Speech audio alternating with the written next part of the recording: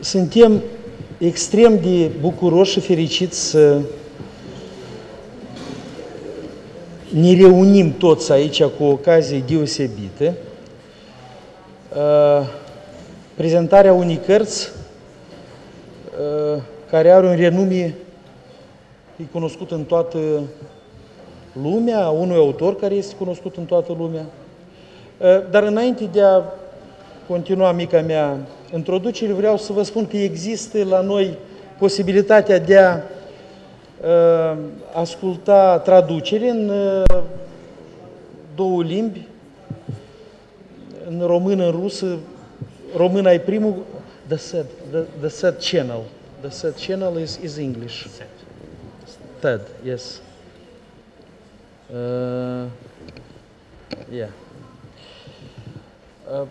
Canalul 1 e limba română, 2 rusa și 3 engleză, care ascultă în engleză, domnul Gros. Ok. It's working? It's working? Ok, good.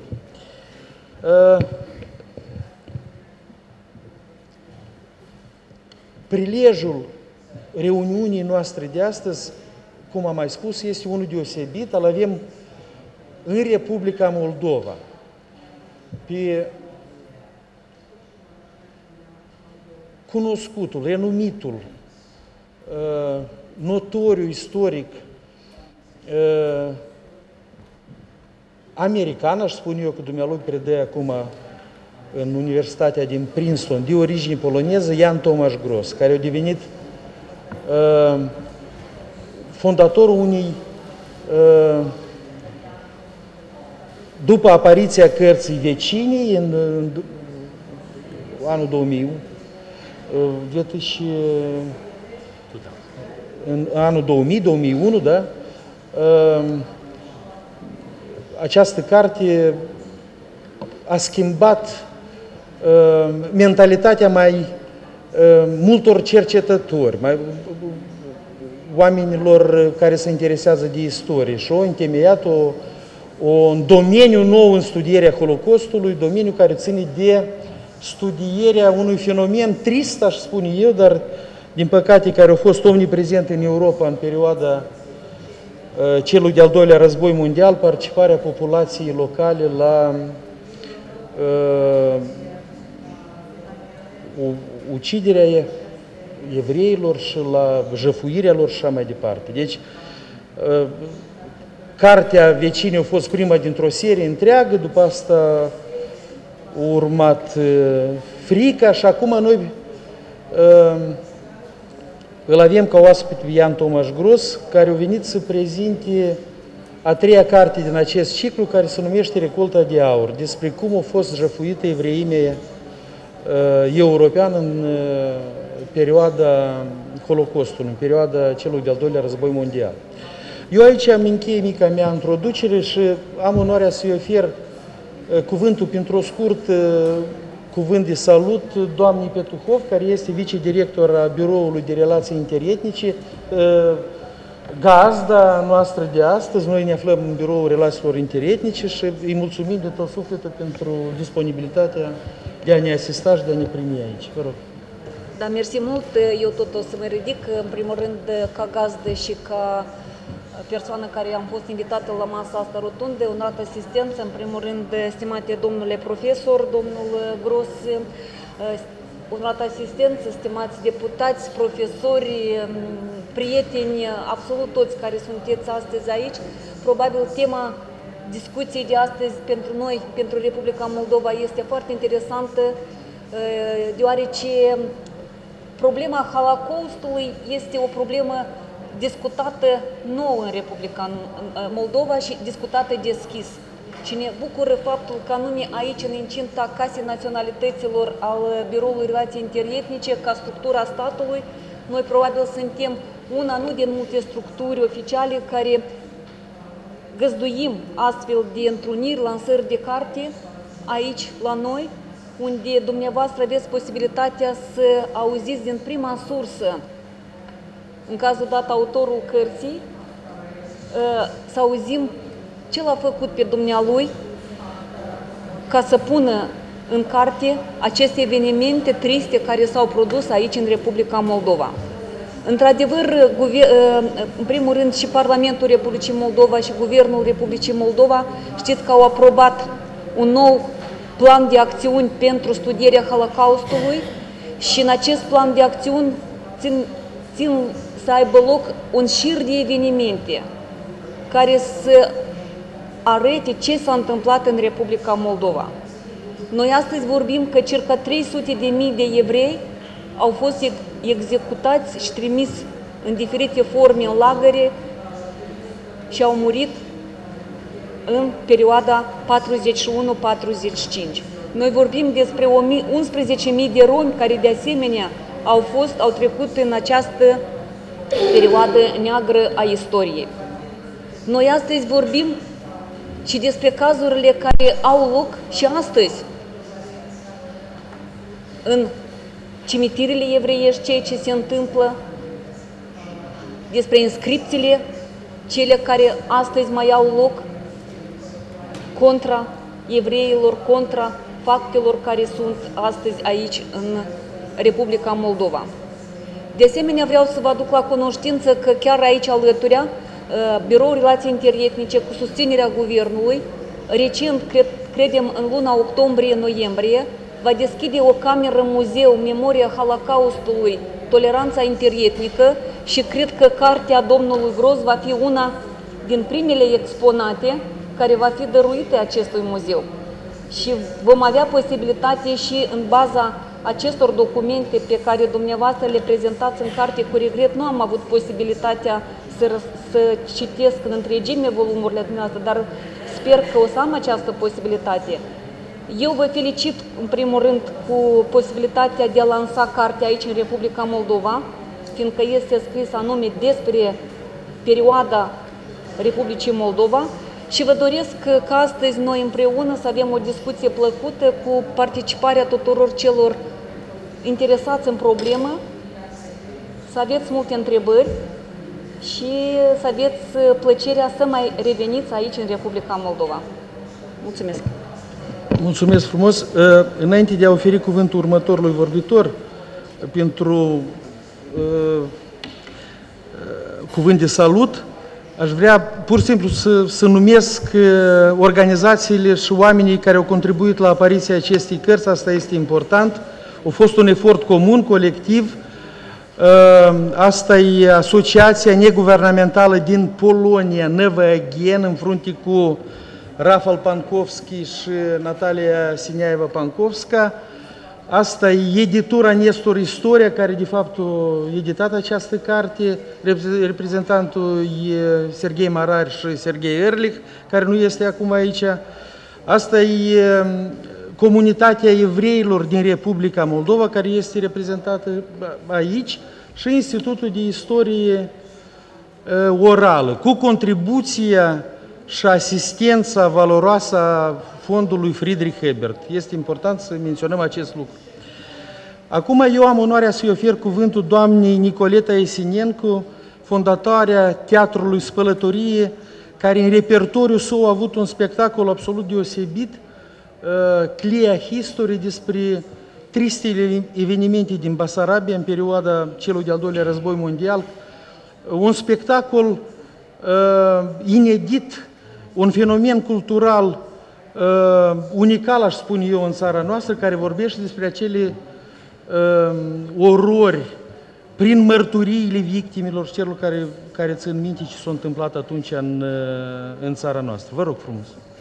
Da, bună ziua tuturor! Noi, de fapt, suntem aici ca să citim și un fragment din spectacol, din textul la care am lucrat.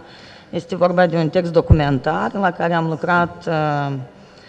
Am avut un proces de documentare cumva complex, care a durat, cred că, în jur de un an de zile. Am făcut interviuri, ne-am întâlnit cu victime, ne-am întâlnit cu oamenii care au trecut, au supraviețuit Holocaustului, ne-am întâlnit cu oameni martori a acestei perioade, am lucrat cu arhive, am lucrat cu arhivele din București și din Washington. aș fi vrut cumva să vă povestesc de la ce am început și de ce am făcut acest spectacol și din considerentul că am auzit foarte multe elogii la adresa Guvernului și Parlamentului Republicii Moldova. Cred că aici este de fapt marea problemă, manualele de istorie în care până astăzi este foarte ciudat ceea ce scrie despre Holocaust. Și eu personal am învățat la școală că Antonescu este un erou. Cred că acest lucru se mai predă și astăzi în școli și asta este o mare problemă. Înainte de a vota și de a scrie pe hârtie, cred că trebuie să ne gândim că elementar în manuale nu se produce o schimbare în această privință. Putem să punem foarte multe monumente, să facem foarte multe conferințe și discuții, guvernul poate să voteze foarte multe lucruri, atâta timp cât în școală se continuă același, independență de cine are puterea, se predă o istorie foarte ciudată, lucrurile nu se vor schimba. Asta a fost motivul de ce am făcut noi spectacolul, pentru că eu am aflat despre Holocaustul din Basarabia, fiind în Germania. La vârsta de 20, cred că aveam deja 30.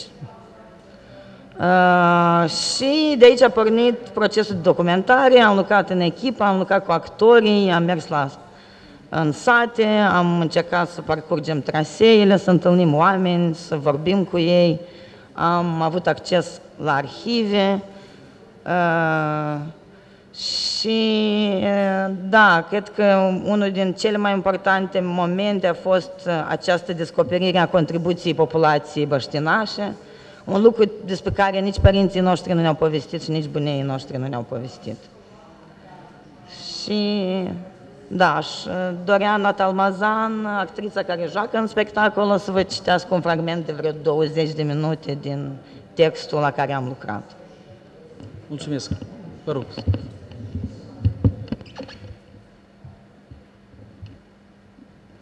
Atenție! A venit rândul vostru. Acesta e sfârșitul vostru. Așa și inaugura cuvântarea delegatul Băncii Naționale. Fiecare va preda acum tot ce are asupra lui, în greutate totală de peste 20 de kilograme, inclusiv toate produsele alimentare. Totodată trebuie să predați actele de identitate, diplome, fotografii, toate documentele. Nu există diferență între medic, avocat și alt jidan. Cu toții sunteți același lucru, jidani. Începând de mâine, cine va fi găsit că are asupra lui tot ce am amintit, va fi împușcat. Am predat lucrurile de valoare și documentele pe care le aveam. Am fost deposedat și de identitate. A urmat percheziția corporală și controlul ginecologic. O femeie și ascunsese un briliant în vagin. I-au smuls hainele și au țintuit-o de o scândură. Au bătut-o în fața copiilor ei până a murit. După percheziție au format iar convoaie și ne-au dus într-o direcție necunoscută. La vreo câțiva metri de poartă, țăranii cu cai și căruțe erau gata să ne transporte pe bani. Căruțașii ieșeau și nechemați din satele din drum ca să fie luați, pentru că era pentru ei o sursă de câștig, 250 de lei pe zi. Însă căruțașii luau mai mult, și anume câte 100 de lei de persoană, iar la dealuri le mai lua câte 100. Termenul convențional pentru evrei era lăzi.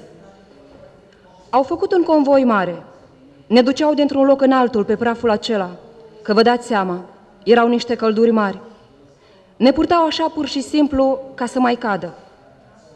Țin minte că era mare secetă și când am dat de niște apă pe urmele unei roți de căruță, cu ce bucurie am băut acea apă.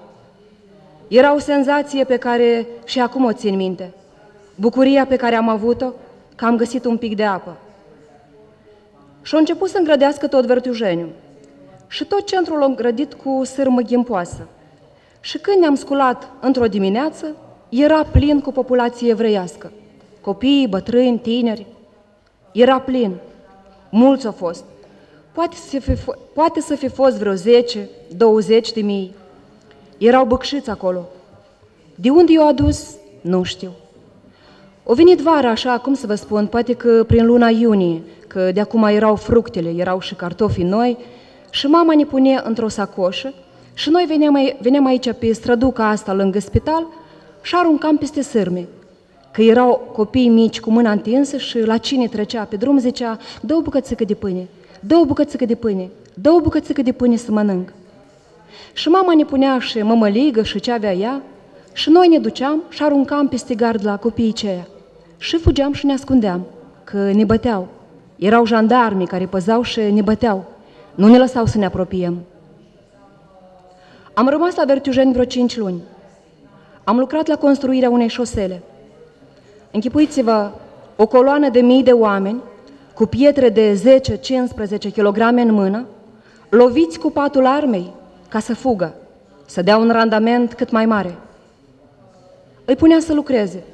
Era cimitirul cela evreiesc, îngrădit cu gard de piatră și femei, și copii, și bărbați luau câte o piatră din gardul acela și veneau și făceau drumul din sat. Drumul ăsta din sat, care e făcut din piatră, e făcut cu mâna evreilor. Aduceau piatra și o clădeau așa, făceau șosea. Și pe lângă casa noastră au mers. Au făcut drumul până în marginea satului. Și îi aduceau convoi, câte 4. Și mergeau jandarmi pe o parte și pe alta. Și evreii așezau pietrele și se întorceau. Și alții veneau și așezau. Mergeau convoi. Așa era. Prețul apei pe piața de schimb cu țăranii a ajuns la 10 cămăși pentru o căldare de apă. Existau câteva fântâni, dar cu excepția uneia, au fost otrăvite de către locuitori și jandarmi pentru a ne împiedica să bem. Nevoiți oamenii au băut din apa de ploaie, iar alții au băut din apă otrăvită și au făcut imediat dizenterie. Din cauza apei murdare, se îmbolnăveau oamenii și mureau cu sutele pe zi. Și pe cei care mureau în lagăr îi lua cu căruța și îi ducea la cimitir. Acolo a făcut o groapă mare și pe toți îi punea în groapa ceea și îi îngropa. Noi copiii îmblam covacele prin păduri, coboram pe malul Nistrului și ieșind pe partea cealaltă de sat, câteodată vedem că vin cu căruța cu morți și îi arunca în groapa aceea. Groapa aceea avea, cum să vă spun, poate vreo 20 de metri lungime și vreo 20 de metri lățime. Și acolo erau îngropați. Undeva până prin septembrie o sta dânsii. Și când ne-am trezit într-o dimineață, porțile deschise și nu mai era nimeni. Cum i-a dus? Unde i-a dus? Ce s-a făcut cu dânsii? Nu știu. Mureau mulți pe drum. Erau lăsați pe margine de drum, nu te lăsa să-i îngropi. Erai gonit în continuare de jandarmi. Erai sigur mort dacă evadai. Pentru că populația era foarte ostilă.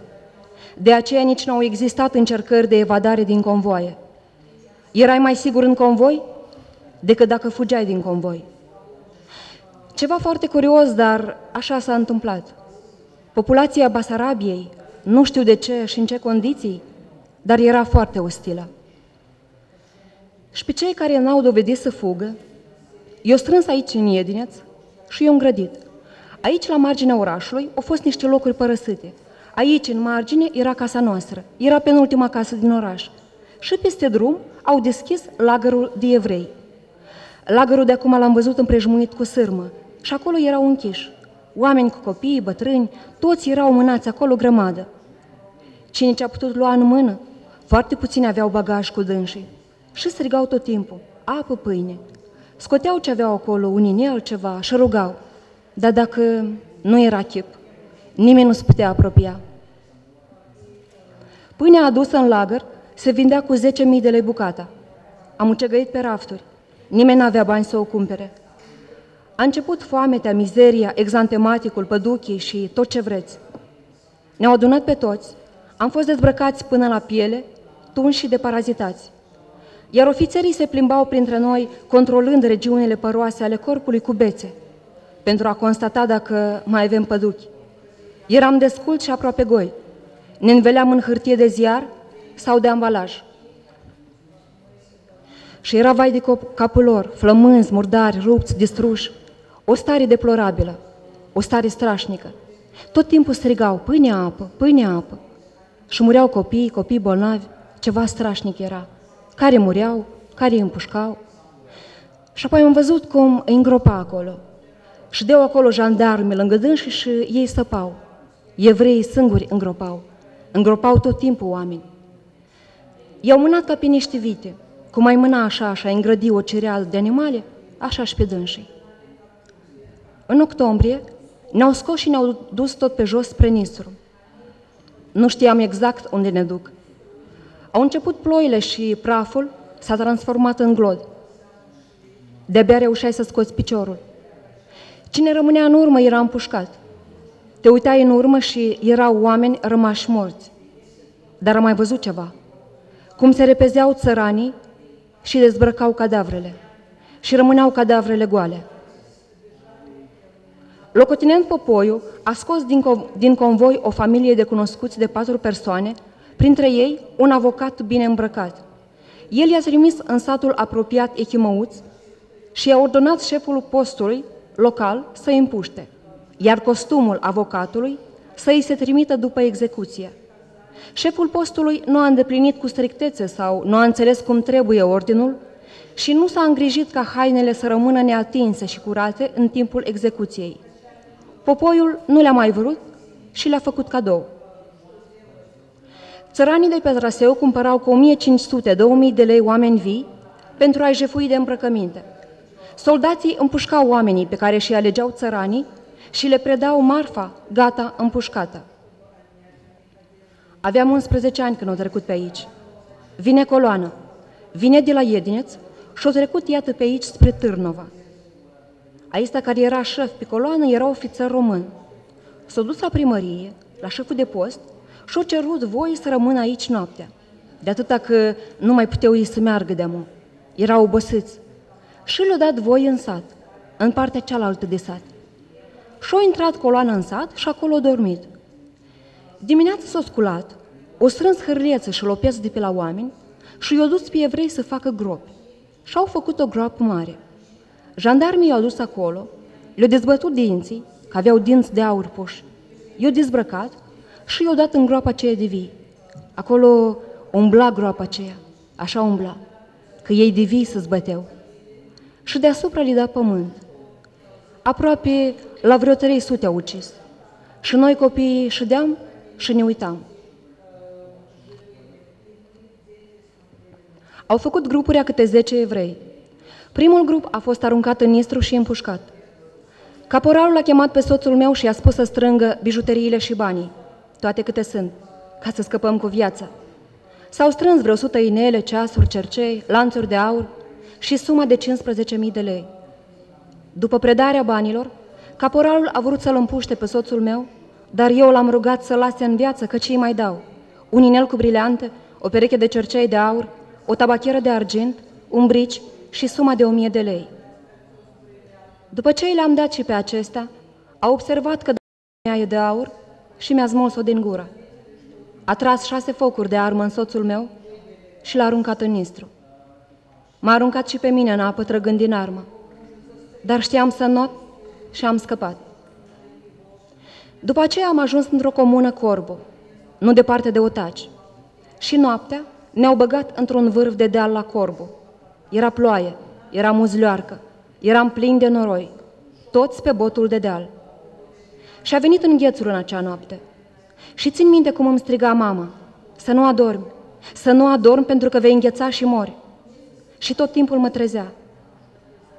Dimineața a fost ordinul de plecare, ne-am ridicat să plecăm și țin minte acei bocanci ai jandarmilor care dădeau în oamenii înțepeniți și ochii rudelor care trebuia să-i părăsească pe cei morți. Și tot botul de deal, cum să vă spun, împestrițat de cadavre. И гнали нас так с ночевками до Косауц, около Сорок. И там есть лес. Загнали нас туда в лес, построили колонну, всех в колонну. И там стали выбирать мужчин из колонны. У меня забрали отца и 2 братьев. Никто не знал, зачем их забирают. А нас погнали дальше. Их оставили там. И заставили всех вырыть ров, большой. Поставили на краю этого рва, стреляли во всех, и они падали в этот ров. И сверху посыпали немного земли, и все. Оказалось потом, что оттуда спасся один человек. Вот он остался жив и рассказал это. Eu aveam 11 ani pe atunci. Acolo erau niște gropi foarte mari, astupate până să venim noi. Iar a treia groapă nu era chiar plină. Și ei alegeau oameni să umple groapa. Ne-au aliniat pe marginea gropii și au deschis focul. Au tras cu mitralierele. Am căzut toți în groapă. Eu eram plin de sânge, dar nu era al meu, ci al unui bărbat cu care căzusem în groapă, că pe mine nu m-a nimerit. Am stat în groapă cu morți timp de o noapte. Dimineața ploua și, dacă ploua, jandarmii ședeau în corturi.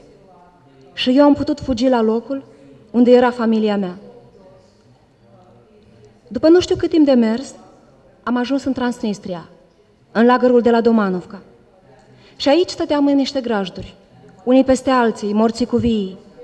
De-abia așteptai să moară cel de lângă tine ca să iei hainele și să le îmbraci, așa cum erau pline de fecale și de păduchi.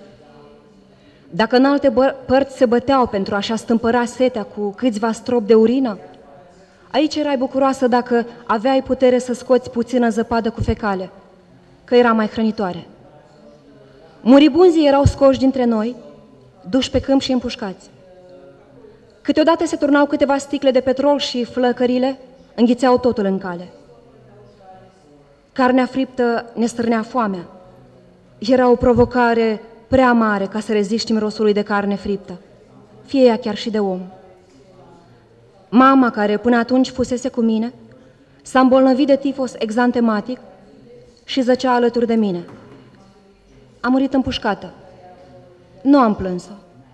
N-am văzut pe nimeni plângându-și morții, pentru că fiecare și aștepta rândul să moară. Sâmbătă 3 ianuarie 1942, 38 de grade frig.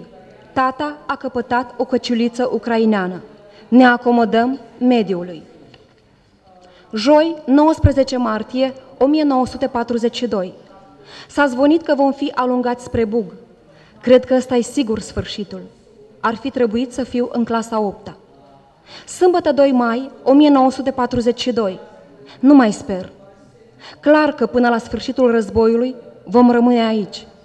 De când am plecat de acasă, nici nu mă pot gândi la un băiat altfel decât ca la un tovarăș care duce bagajele. Vineri 26 iunie 1942. Sunt zile în care aș dori să mor, în care îmi doresc moartea cu ardoare, așa cum altădată doream să studiez medicina. Sâmbătă 4 iulie 1942. Vor să ne omoare pe toți. Se povestesc lucruri teribile despre faptul brutal în care au fost omorâți mii de evrei în satele și orașele Ucrainei. Nu mi-aș fi închipuit că civilizația veacului al XX-lea va permite asemenea orori. Mame și tați omorâți în fața copiilor sau invers. Și lumea tace. Tace în fața unui singur om, unui singur geniu rău care tiranizează o lume. Acolo, în Transnistria, m-am împrietenit cu o felceriță care făcuse 3 ani de medicină la Paris. Toată familia ei din Chișinău fusese împușcată. O chema Berta. Avea un băiat, Gari. Când a început războiul, Gari era la Chișinău, în vacanța la bunici. Bunicii au fost prinși și împușcați, iar Gari a fost trimis într-un lagăr de copii în Transnistria. Avea o voce de caruzo și compunea muzică. Gari a organizat în lagăr o orchestră, a ajuns la urechea celor de la legiune și orchestra era chemată seara la dezmățurile lor. Așa mai apucau și copiii să mănânce. Berta a aflat că exista un lagăr de copii, s-a dus la legiune de jandarmi, acolo a dat de un om cum se cade care a ajutat-o să-l găsească. Așa l-a găsit. Era cu câțiva ani mai mic decât mine și ne aveam ca frații, adică ne băteam. După mulți ani a devenit un mare dirijor, Gari Bertini, și mi-a scris o dedicație care suna astfel: surorii mele de lagăr cu care ne băteam, în speranța că ne vom mai bate. Sâmbătă 20 martie 1943. Am fost foarte bolnavă. Am avut gălbinare și febră mare 6 săptămâni. Astăzi, după atâtea luni de tăcere, simt nevoia să scriu. Nesiguranța în care trăim e mai apăsătoare decât orice condamnare la moarte. Toate sunt la fel. Nici nu e nevoie să le scriu, deoarece le voi ține minte toată viața. Joi 2 septembrie 1943. Nu mai am cozi. Am rupt-o cu copilăria. Se rărise mult părul și nu mai era nici estetic, nici igienic. Nu mai rămăseseră decât 2 codițe prăpădite legate cu 2 fundițe maro, tip Transnistria. Sâmbătă 11 septembrie 1943. Speranțele s-au sfârșit. Nu mai plecăm acasă. Săptămâna trecută toată lumea știa că plecăm în dată de 15. Viața nu e așa cum ne dorim. După război ne-au schimbat buletinele și trebuia să răspundem la un chestionar verbal. M-au întrebat, unde ați fost în perioada 1940-1944? Și am răspuns, la Galați. Mi-a fost frică. Trăiam cu senzația că ne iau și ne trimit înapoi. Eram tare, tare bolnavă fizic și psihic. Venisem bolnavă de blenoragie, în urma unui viol. Un ofițer pe nume Ionescu, de la Legiunea de Jandarmi din Golta, trimisese după niște fete la un chef. M-a luat cu forța acolo, m-a bătut și a abuzat de mine. Medicul care m-a tratat mi-a spus că mai toate femeile revenite din Transnistria sufereau de boala asta. Știți că l-am întâlnit pe acest Ionescu? Era după război, după mulți ani. Lucram la Institutul de Statistică și la colț, la un stop, era Ionescu, în uniformă. Am stat într-un gang până s-a făcut noaptea și abia atunci am îndrăznit să ies. Ar fi trebuit să-l prind și să-l reclam, dar mi-a fost frică.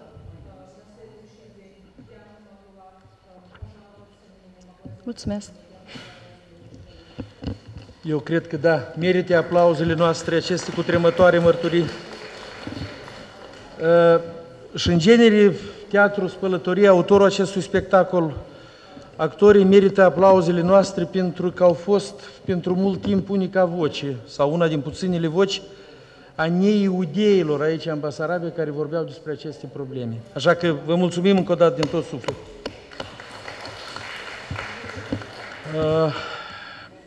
Am onoarea acum, în continuare, înainte de a-i oferi cuvântul domnului Gros, să ofer cuvântul președintelui Asociației Nevagen, un cunoscut cercetător polonez a fenomenilor fascismului, intoleranței, nazismului, un om care nu numai studiază aceste fenomene, dar și le combate, autorul mai multor cărți, una din care au fost editate aici la Chișinău, doctor în științe sociologice, un om care îl cunoaște pe domnul Gros de mai mulți ani și o să poată să-l prezinte cu mult mai bine decât mine, domnul Rafal Pankowski. Vă rog. Have the floor. No, thank you very much. Bună ziua, dobry dzień, good afternoon. Well, of course, it is very difficult to find words after what we have just heard, and of course, it is high time to give the floor to Professor Gros. So, please allow me to say just several quick words on behalf of the Never Again Association, which is a Warsaw-based organization. It gives me particular satisfaction to attend the launch of the Russian edition of Golden Harvest, the most recent book by Jan Tomasz Gros here in Moldova.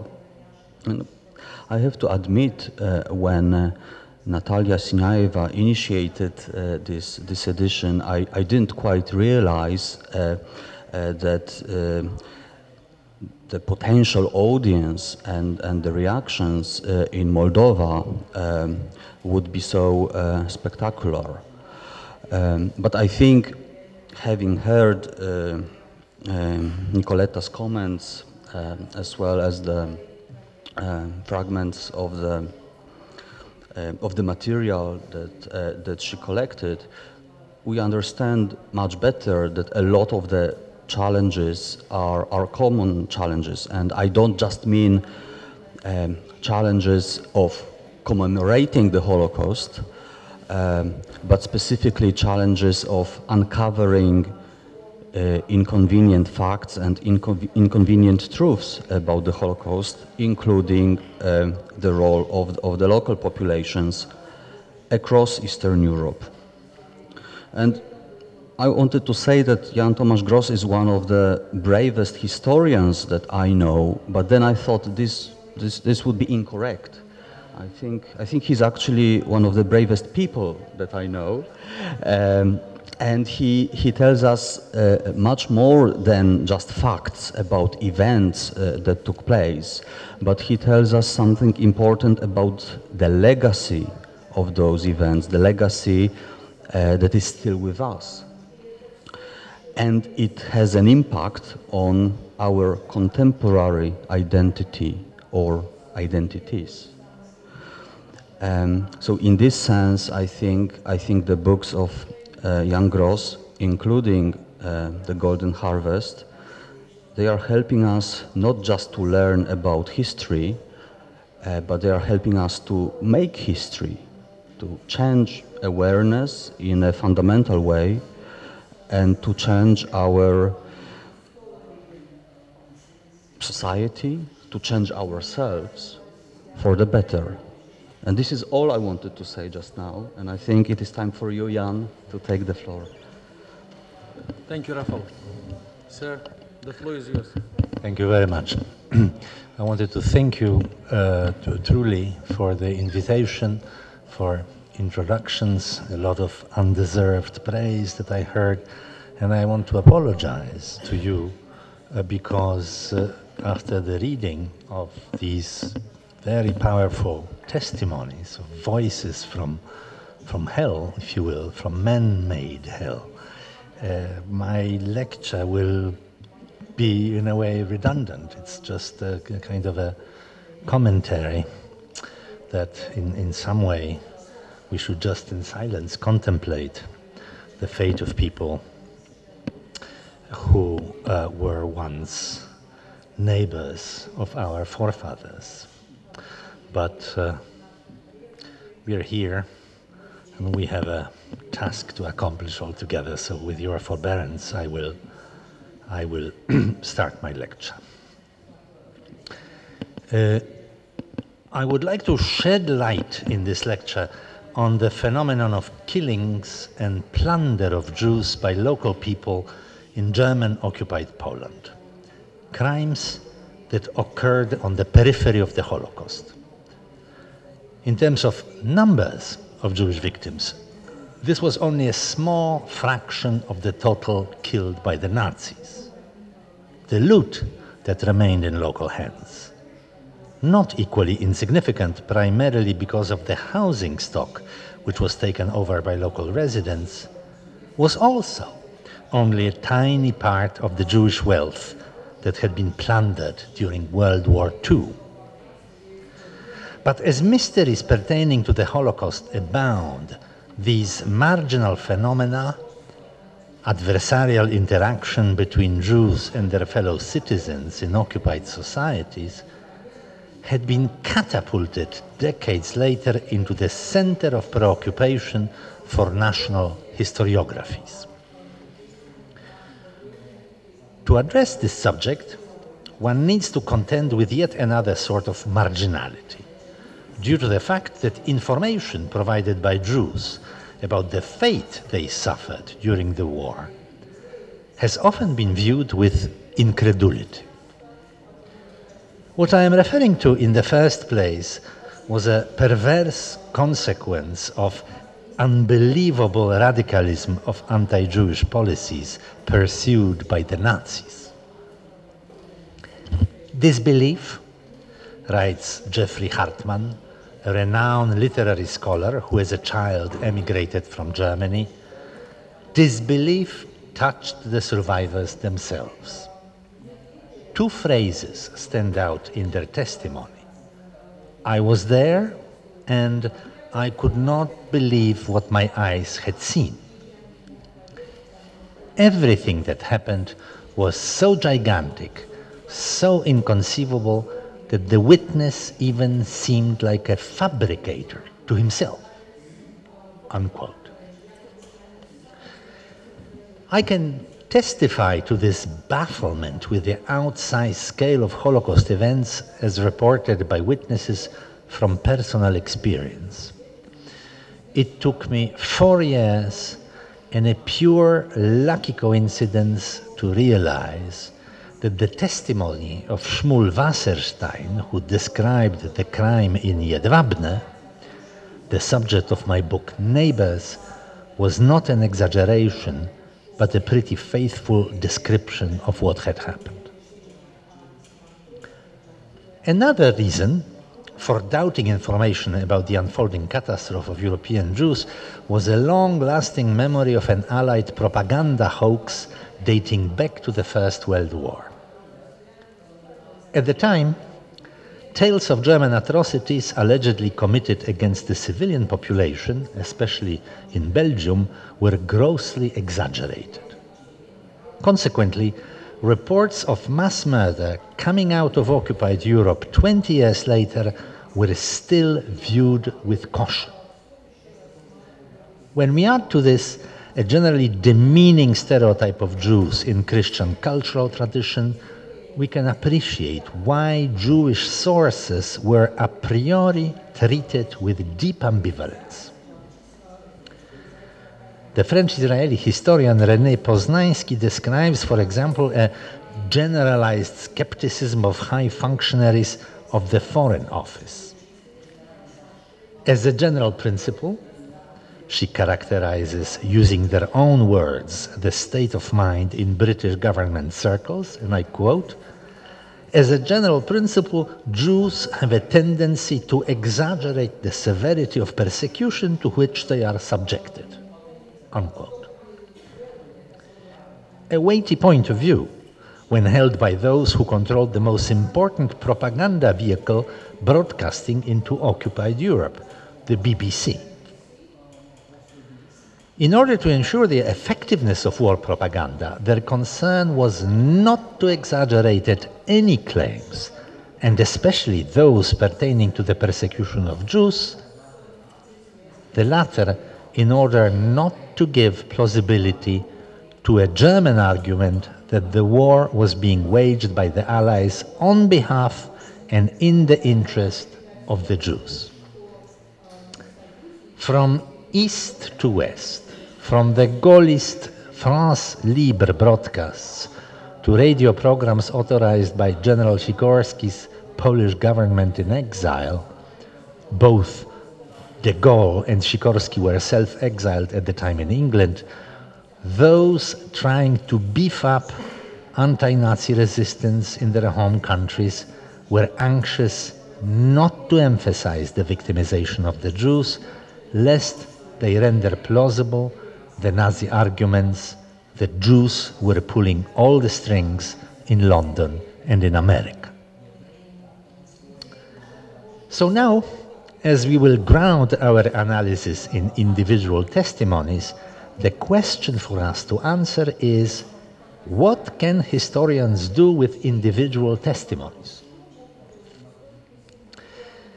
When we take in hand an eyewitness account of a Holocaust victim, we place it mentally in a familiar context. We read it as a statement from an injured party. There is a victim and a victimizer in a scenario, and we hear in the narrative the victim's side of the story. Presumably, one side of the story. And where there are sides, or if you will, parties to a conflict, then we expect to hear from one party only partial truth. It takes a moment and a prise de conscience to realize that the vocabulary we employ, victim, testimony, or witness, puts a deceptive frame on our thinking. The semantic heredity of such concepts leads us astray because there is no advocacy in the narratives of Holocaust victims. I know that we should not naively accept an author's stated intentions as the one and only guide to the reading of a text, but they should not be discarded out of hand either. We must remember, therefore, that Jewish testimonies about the Shoah have been deliberately written in order to provide an exact account of the catastrophe. This is evidenced in numerous memoirs and journals kept by Jews at the time. Since it appeared impossible to save the mass of Jewish people methodically annihilated in the Nazi-organized killing process, a sense of obligation grew among the Jewish record keepers, they say so explicitly and repeatedly, to at least preserve the evidence of the very process of destruction. Thus revealed, future readers cannot dismiss authors' intentions lightly. Clearly, their aim was to produce an account of what happened, not to embellish the story. If anything, the record keeper's difficulty was the reverse.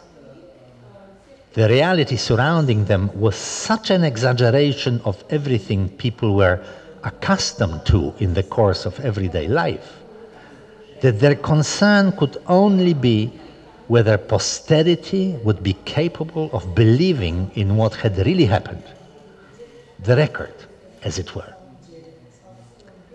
In virtually all Holocaust-era diaries, detailed, unique, specific to the place, reflecting the vagaries of each author's individual destiny, one finds a common theme, a recurring line.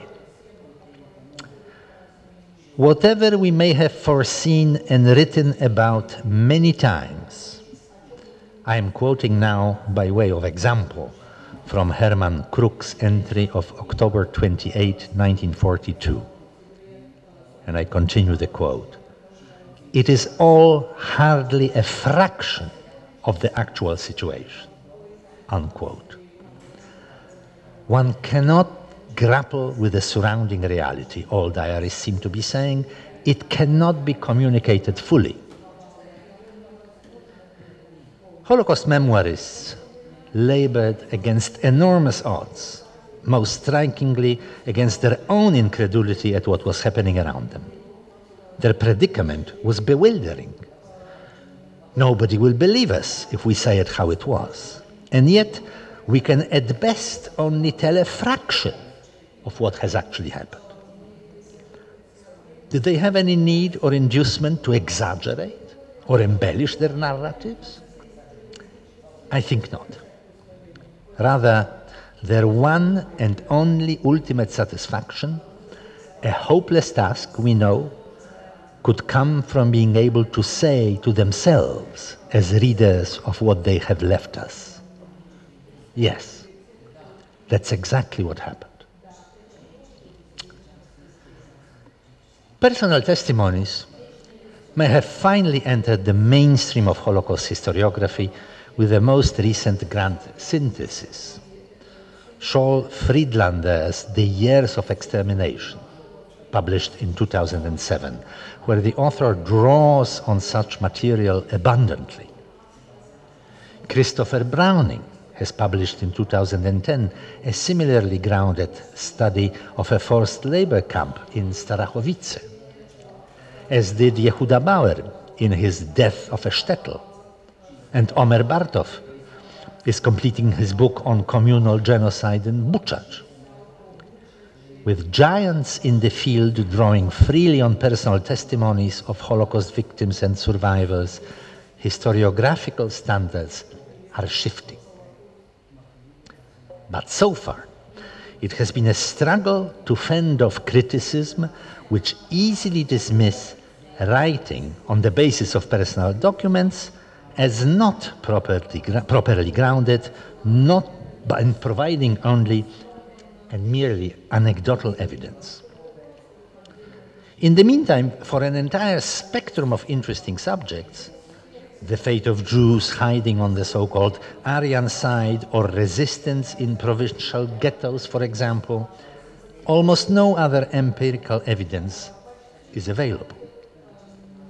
The task before us then is to figure out how to obtain a reliable understanding of a general phenomenon, in my case, killings and plunder of Polish Jews by their fellow citizens, on the basis of personal statements which by their very nature offer only episodic and discrete information.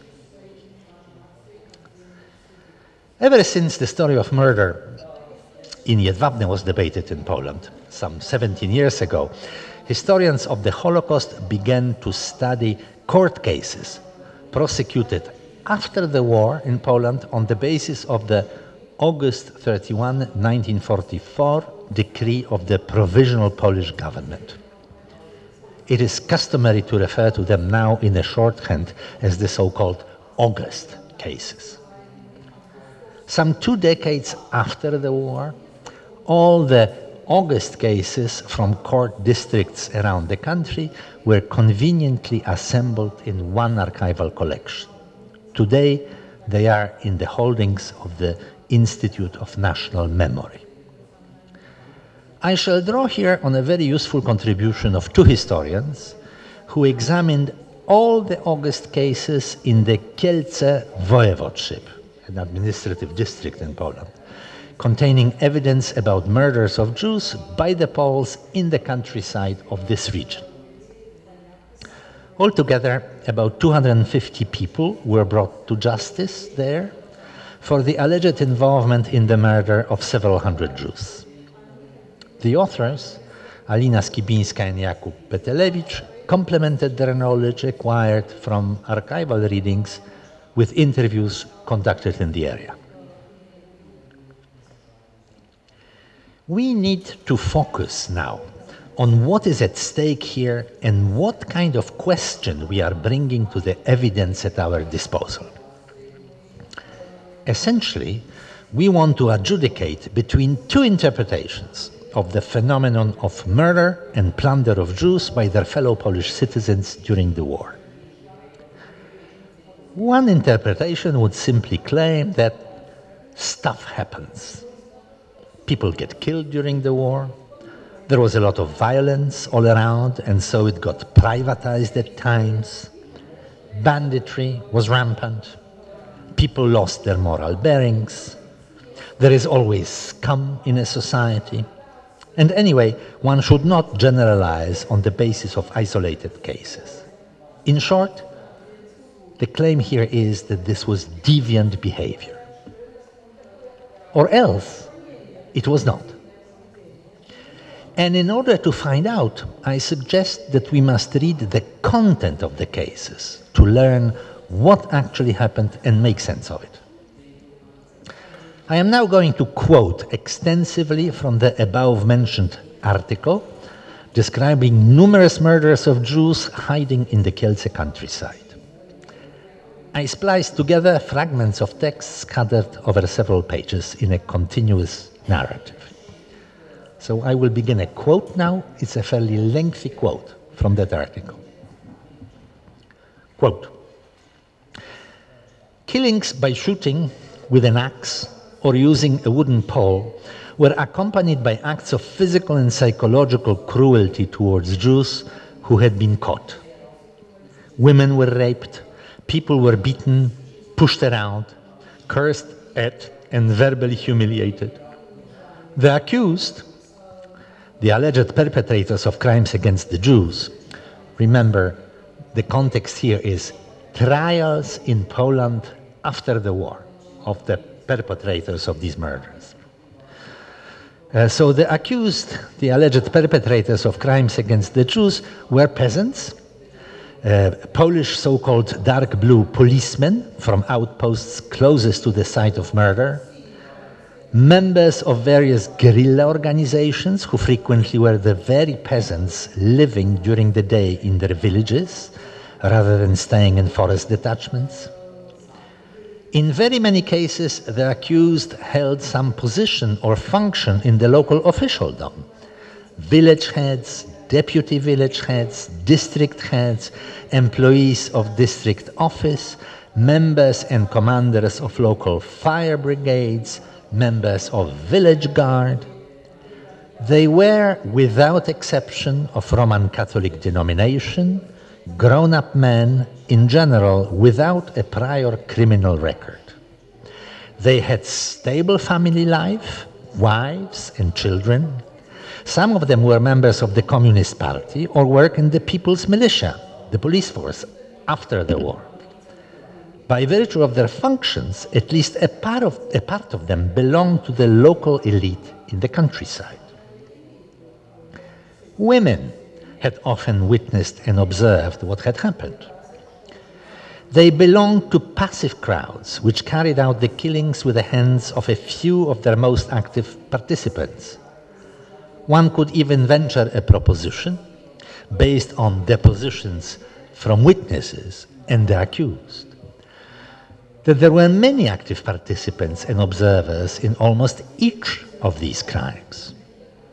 As far as murders perpetrated in villages, we can even speak about an aggressive criminal crowd where a few people play an initiating and leading role, while everybody else, by witnessing their crime, provides at the same time a background and a moral alibi for the crime committed. I am still quoting from the article. This is not my reflections or thoughts. In a certain sense, the entire village takes part in it, with a different degree of involvement or witnessing.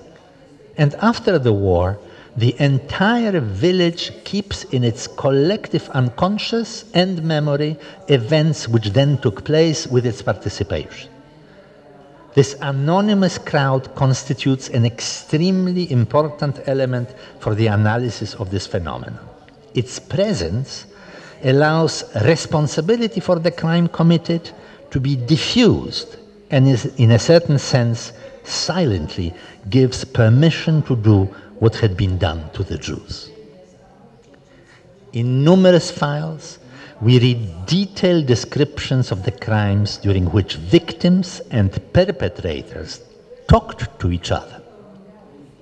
Jews defended themselves, begged and appealed to the conscience and pity of the killers. After this man was killed, this little boy stood up and said to everybody present, "Poles, spare my life. I am not guilty of anything. It is my misfortune that I am a Jew." They tried to bribe the perpetrators with what they still had and thus save their lives. We were playing cards when somebody dropped in and said that a Jew had been caught. I went outdoors. In front of the house stood a group of people and Moshek begged to be let go. He was with his little son and they cried. This little Jew said, "Give them boots, Daddy, maybe they'll let us go." Crimes were perpetrated against individuals known, often by name, against neighbors, against local folks. I am still quoting, I'm continuing the quote. A special category of perpetrators were the functionaries of the Polish dark blue police, in their majority pre-war employees of the state police. Policemen implicated in crimes against the Jews were heads of families, typically with several children at home. Their material status was usually rather good. In their actions against the Jewish population, one can notice a large element of freedom and independence from superior German authority.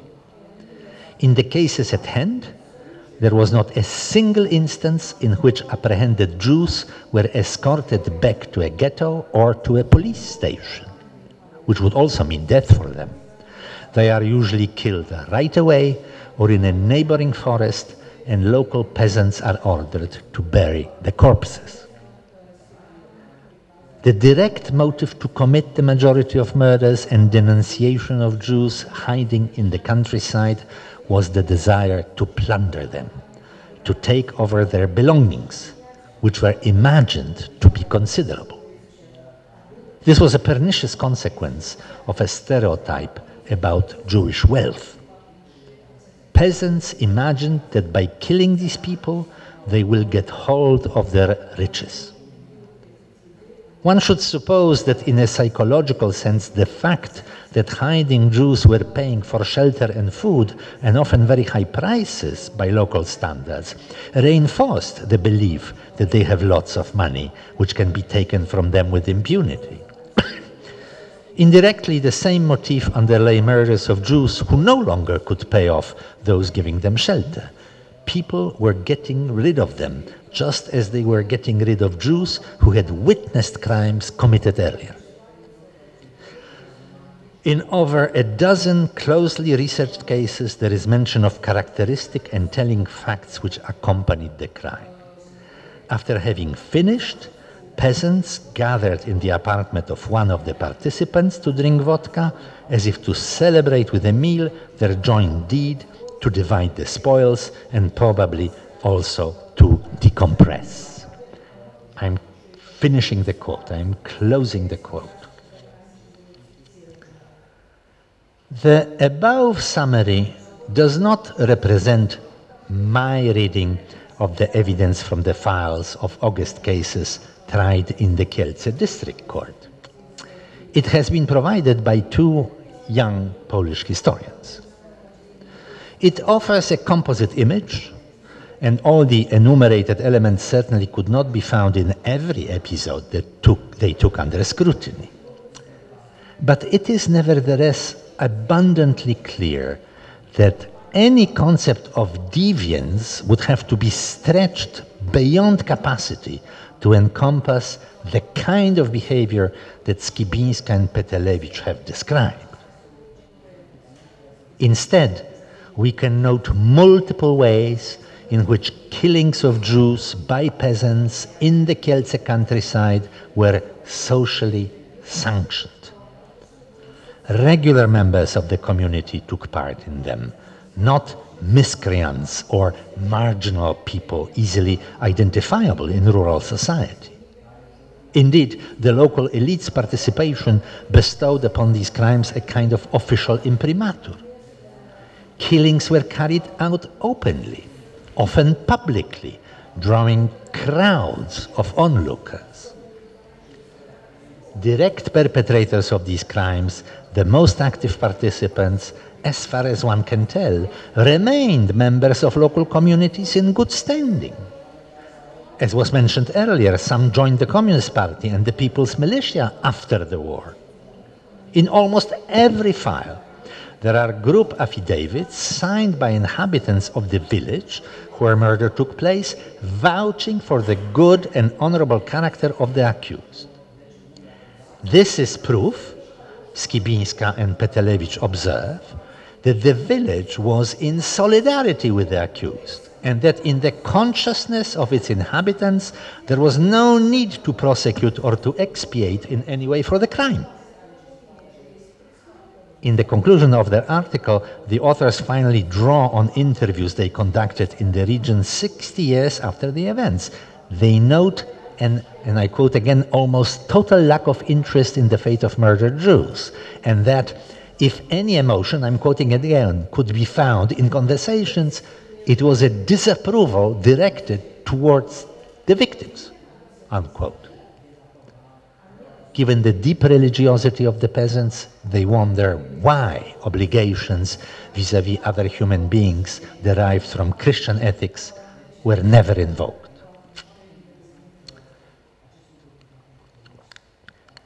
What renders the study of the Holocaust so frustrating is its facelessness. The scandalous anonymity of victims unrecognized in their individuality at the moment of death, which every society marks with a solemn ritual, even for the lowliest and poorest. If I may paraphrase a well-known saying, To invoke 1 million people gassed at Auschwitz is tantamount to just quoting a number. But such is the nature of the subject and the evidence at our disposal that in writing Holocaust history, references to staggering numbers of victims cannot be avoided. Nonetheless, we yearn to pierce the oblivion to which this relegates individual victims, if only because violent death, which had been inflicted upon them, is by nature an intimate and personal experience. Confined to abstractions, we would not understand what had happened, and our account of the Holocaust would not be truthful. Because, at the risk of saying the obvious, actual people were killed in this man-made calamity, and actual people carried out the killings. And it is at the periphery of the Holocaust that we come across the most abundant evidence personalizing what happened, when killings of Jews were carried out by their Christian neighbors. In a study about Eichmann and his men, a historian, Hans Safrian, called his protagonists not bureaucrats but pathfinders. In fact, this observation applies to all Nazi perpetrators of the Holocaust in position of authority over the Jews, since there was no ready blueprint, no bureaucratic routine to latch onto, and everything was fluid in their enterprise. A felicitous phrase coined by Jan Kershaw to characterize the overall functioning of the Nazi system, that following cues emanating from the top of the hierarchy rather than strict instructions, functionaries of the regimes were, as he put it, working towards the Führer, fits admirably as a description of the mechanism of the final solution. No matter how large or small the domain over which they presided, a work detail, a barrack, a ghetto, or a camp, the men in charge of solving the Jewish questions were improvisers. Notwithstanding Raoul Hilberg's painstaking reconstruction of bureaucratic coordination required to mobilize resources of a modern state to kill millions of Jews, very much the key aspect of what had happened, at the core of the process lay improvisation. And it is a point that Hilberg explicitly acknowledges in Claude Lanzmann's Shoah, a very powerful documentary film.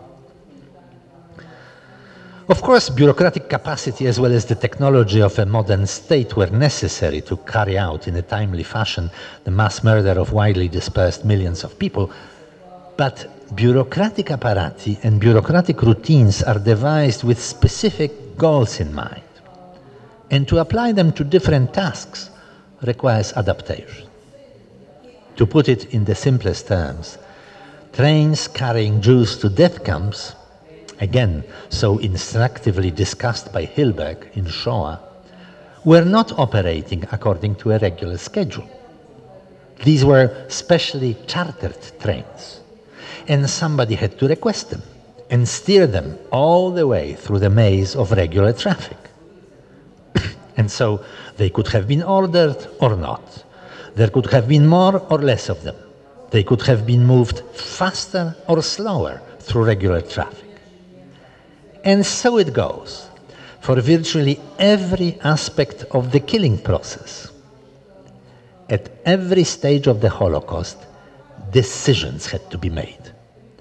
It is a phenomenon filled with individual initiatives of the perpetrators, who are not simply cogs in a machine operating according to preordained rules.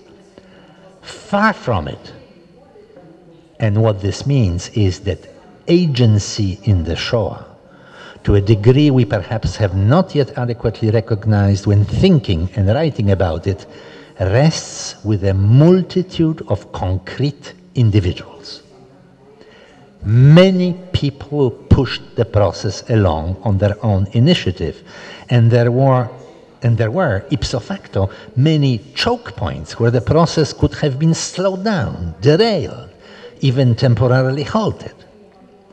And this was a significant and viable alternative because from a certain point on, it became clear that the Nazis were going to lose the war. To say, therefore, that nothing could have been done once the Nazi policy of killing all the Jews had been set in motion is incorrect. A lot of people could have done something, or, as it were, not done something, with the result that hundreds of thousands of Jewish lives would have been saved. Much of the evidence about killings or denunciations of Jews by peasants in the Polish countryside consists of uncorroborated personal testimony from survivors, their relatives, or acquaintances. Typically, it is brief and notes the facts without many details. Much of the time, it is second-hand information. For example, knowledge that had been sought out and acquired after the fact by a concerned family member. Thus, the body of evidence is not systematic in any sense of the word, and it has not been part of any record. But the heart of the argument has to be made not by asking what percentage of Polish peasants were hunting down local Jews. We will never be able to provide reliable statistics on this, but rather by reconstructing how these murders were conducted. And as a number of detailed narratives exhibit concurring characteristics, we can make a leap towards a general understanding of the phenomenon.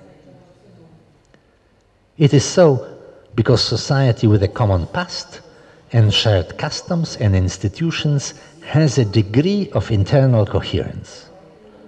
One should view it as analogous to a text or a system rather than a quilt stitched together from randomly assembled pieces. As a result, practices and attitudes engaging fundamental values, those concerning life and death, for example, must be intelligible beyond the confines of any local community. This is why, even in the absence of firm knowledge about the distribution and frequency of peasant murders of Jews, we can still tell whether they were an accepted social practice from close analysis of a discrete number of episodes. Given the character of these murders, that they were open, well-attended, and widely discussed public events, and given identity of people involved, that these were regular folks, including members of local elites. A thick description of localized community events yields knowledge about behavior in peasant society at large. Let me now move to the question of plunder, which, as we already know, is intimately related to the killings of Jews by their neighbors. We must be aware, of course, that we are operating at the very end of a long food chain here.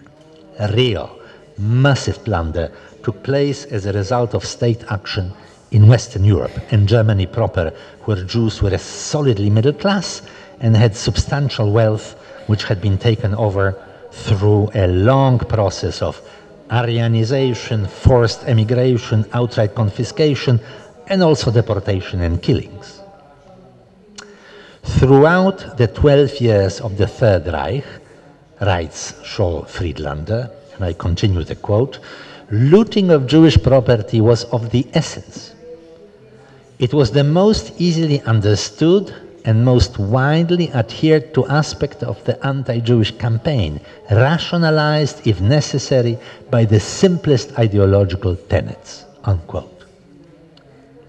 The Third Reich benefited most from the plunder of Jewish wealth.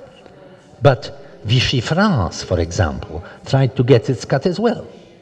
Though this is not a uniquely East European story, though the hands-on aspect of it probably is.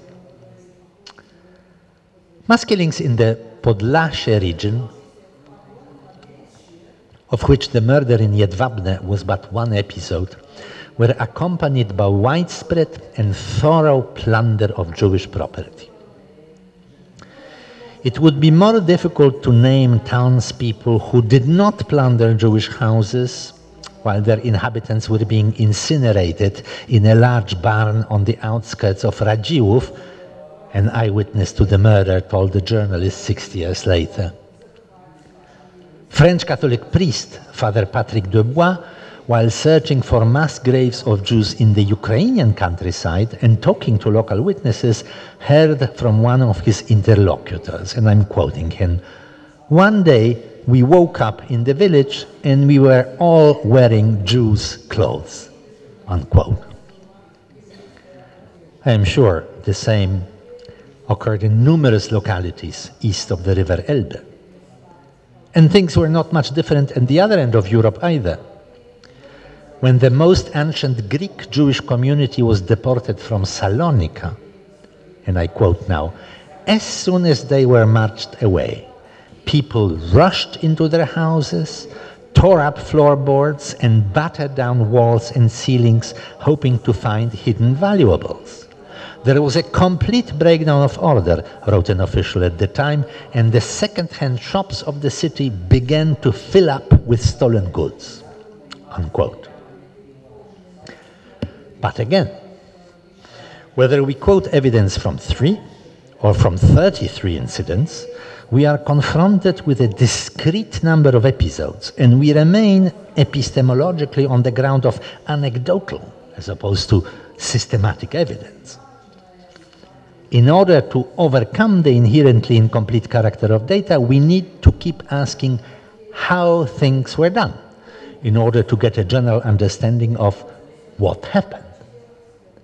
And we can reach such understanding by analyzing in detail the character of crimes committed, as well as by reading people's minds, so to speak, wherever a record of conversations has been preserved. Let me offer a few examples. In her memoirs, Haya Finkelstein reports how, just as the mass killings were unfolding in her native town of Radziłów, someone suggested that she turn over whatever she still had, since together with her family she would certainly be killed. And it was only right, Haya's interlocutor argued without malice, for the good people who knew the Finkelsteins to get these possessions, or else the killers would be rewarded. To a Jewish man trying to find a hiding place with a peasant acquaintance near the town of Węgrów, the latter's son-in-law said matter-of-factly, and I quote now, "Since you are going to die anyway, why should someone else get your boots? Why not give them to me so I will remember you?" Unquote. Miriam Rosenkrantz had a moment of déjà vu during the pogrom in Kielce, and I quote her, "When the horror of the ghetto came back to me, and this scene when I worked with sorting down feathers, and we were about to go back to the ghetto, and they were saying that that's the end, that they were deporting us for sure, and then this Polish woman acquaintance looked at my feet, and the following exchange took place. 'Really, you could leave me your boots, Missy.' 'But Mrs. Joseph, I'm still alive.' 'Well, I wasn't saying anything, only that those are nice boots,' replied Mrs. Joseph." Unquote. What we are eavesdropping on by listening to these exchanges are truly out of the ordinary ideas. These snippets of conversation are built on an inversion of important principles regulating people's lives in common. The message addressed to a Jewish interlocutor with the expectation of a voluntary surrender of property to a Polish person is embedded in recast understanding of private property rights, as well as the norm of goodwill binding people who live in close proximity to one another. Until these conversations took place, we could safely assume that local people viewed the right to private property as inviolable. The only occasion when they felt it might be suspended, in other words, when claims could be made legitimately to surrender what people rightfully owned, would be to relieve extreme hardship which befell on some other members of the community, in case of fire or flood or an earthquake, an act of goodwill, sustaining reciprocity for times when extreme hardship would in turn fall on themselves. What does it mean that three different people on three different occasions, and one could quote, of course, many more similar exchanges as they caught the attention of Jewish interlocutors and were recorded, express exactly the same very unusual thought about matters of fundamental importance in the life of a community? I find it implausible that such convergence of ideas inverting the meaning of private property and neighborly obligation, as far as the Jews were concerned, was purely coincidental. Again, I am alluding here to the assumption that practices and important beliefs in society are interconnected and must be congruent. In other words, what is accepted as a matter of fact in one of its segments could not be directly negated in another, or else people would be experiencing cognitive dissonance. Thus, to my mind, this anecdotal evidence, and it would remain anecdotal even if we quoted 10 or 15 such episodes, is an indication of a shift in shared norms concerning acceptable behavior towards the Jews. In the eyes of their Polish neighbors, Jews ceased to be human beings and were perceived instead, to use the expression coined by Emanuel Ringelblum, a witness to these events and a historian of these events, as, and I quote his phrase, deceased on holidays, unquote. It may seem that I am grasping at straws here, but it is important to develop ways of argumentation portraying the plunder of Jews for what it was, namely a social practice rather than a criminal or a deviant behavior of some rogue individuals. That plunder was widespread and sanctioned by norms is revealed precisely by the form of reference to it captured in language. We find an echo of this shift in normative expectations, not only among individuals speaking about interpersonal relations, but in institutional evaluations concerning relationships between groups, such as an earlier report of the Polish underground sent to the London government in exile, indicating that Jews are non-responsive to Polish Catholic fellow citizens' approaches to take their goods, even though it is clear that otherwise everything will only end up in German hands. Evidently, by not consenting to be despoiled by their neighbors, Jews were somehow favoring Germans over Poles. And so the stakes are rising. A recalcitrant Jew, unwilling to surrender his or her boots to a Polish acquaintance, is not only unfriendly, but implicitly also unpatriotic. Conversely, when retail Jewish commercial property and real estate was ordered by German decrees into Aryan trusteeship, an opportunity for enrichment which was taken up with eagerness by Polish lawyers, for example, this was also defended by suggestions that members of the corporation were rescuing this wealth from German hands. And since the practice of Aryanization was continent-wide, Poland, as we shall see, was not the only place where similar arguments had been advanced. Where do we go from here? Let me conclude this discussion of plunder with a few snippets of conversation followed by views articulated in important underground memoranda. A certain Józef Górski, a well-to-do landowner from central Poland, writes the following about the Holocaust in his memoirs. I'm quoting now. As a Christian, I could not feel compassion, double negative in the original, with my fellow human beings. But as a Pole, I looked at what was happening differently. I considered Jews to be an internal enemy, so I could not help feeling glad that we are getting rid of this enemy and, what's more, not with our own hands, but thanks to the deeds of another external enemy. I could not hide satisfaction when I rode through our little towns and saw that there were no more Jews. Asked by Turm, a local German official with whom he was on this occasion, do Poles perceive being liberated from the Jews as a blessing? I replied, gewiss, of course, being sure that I am expressing the opinion of the overwhelming majority of my fellow nationals. Unquote.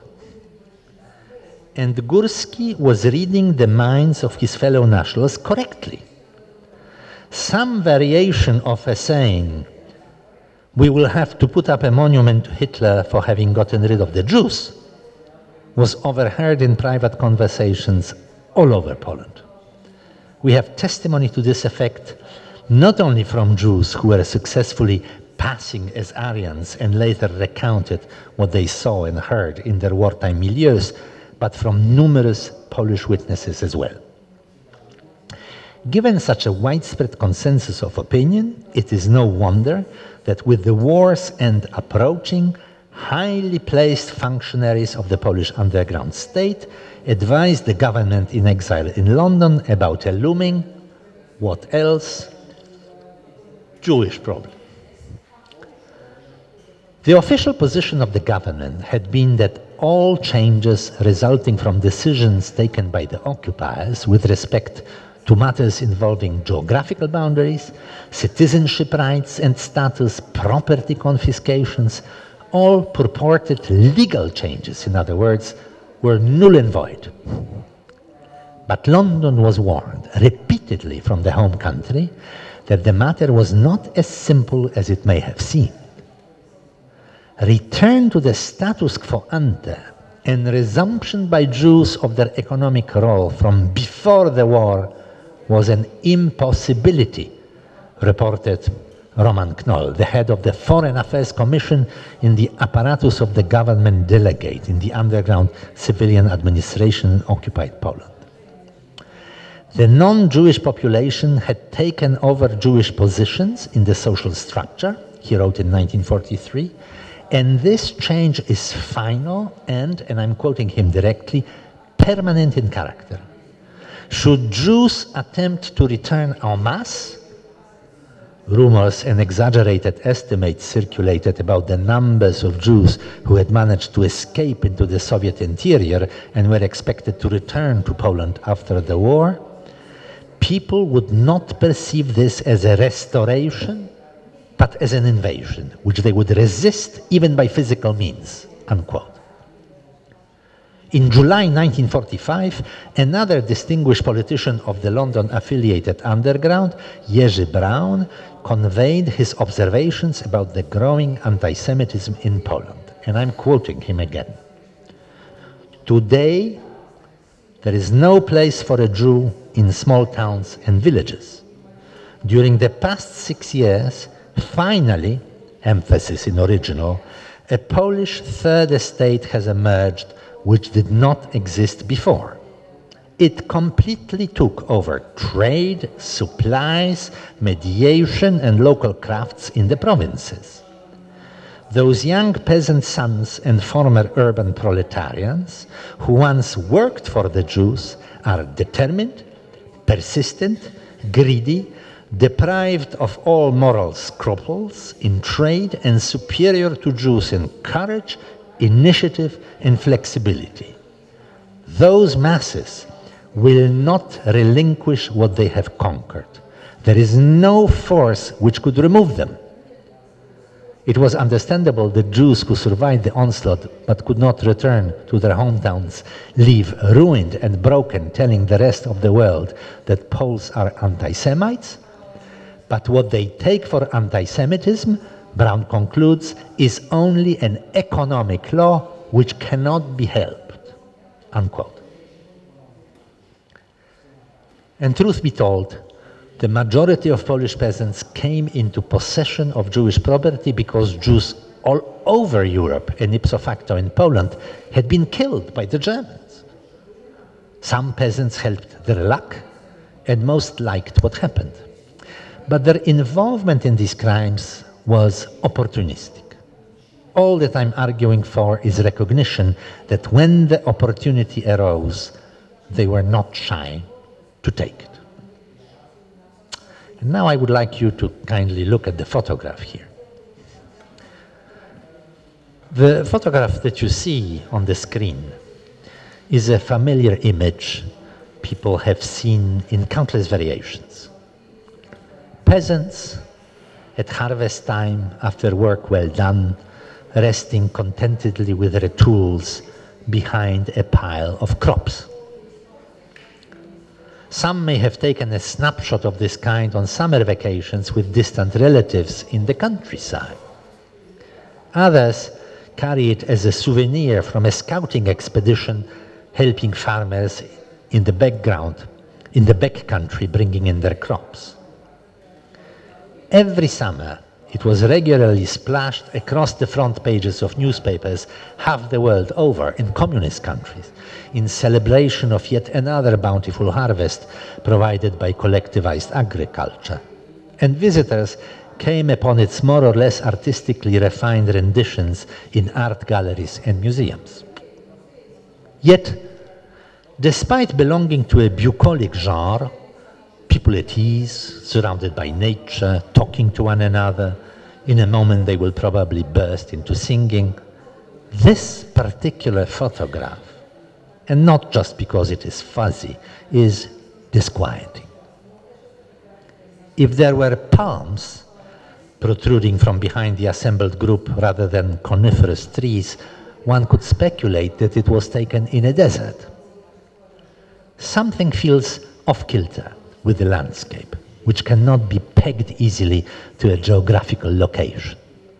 The image strikes the viewer as familiar and strange at the same time. And when one finally notices the crop scattered in front of the group, skulls and bones, no less, the mystery deepens. Where are we? Who are the people in the photograph? And what are they doing? We are in the middle of Europe, just after World War II has ended. In other words, in the middle of the 20th century. And we see in the photograph a bunch of peasants standing atop a mountain of ashes.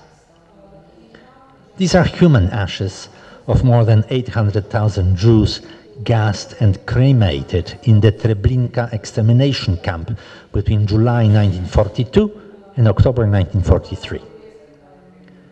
The Europeans captured in the photograph have been digging through the remains of Holocaust victims, hoping to find gold and precious stones that Nazi executioners may have overlooked, despite carefully checking the body cavities of murdered Jews.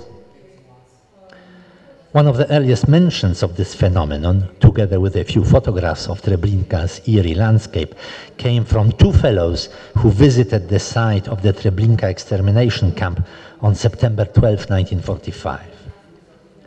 The entire area, they reported, was scarred with holes, several meters deep, with human bones scattered all around. People sifting through the mounds of human ashes did not bother to answer when asked what they were doing. The area was large. The scale of excavations enormous. Thousands had to have worked to produce this lunar landscape.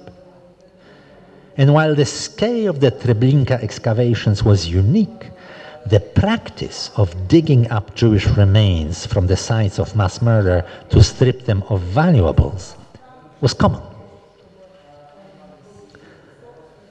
But the plunder of Jewish wealth, the main story illustrated in the photograph, was a continent-wide affair.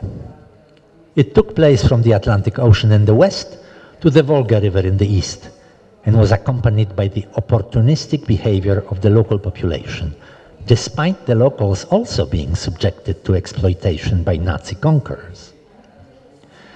In 1943, in anticipation of German defeat, various associations were formed in occupied France to protect the interests of those Frenchmen who had acquired the so-called Aryanized Jewish property.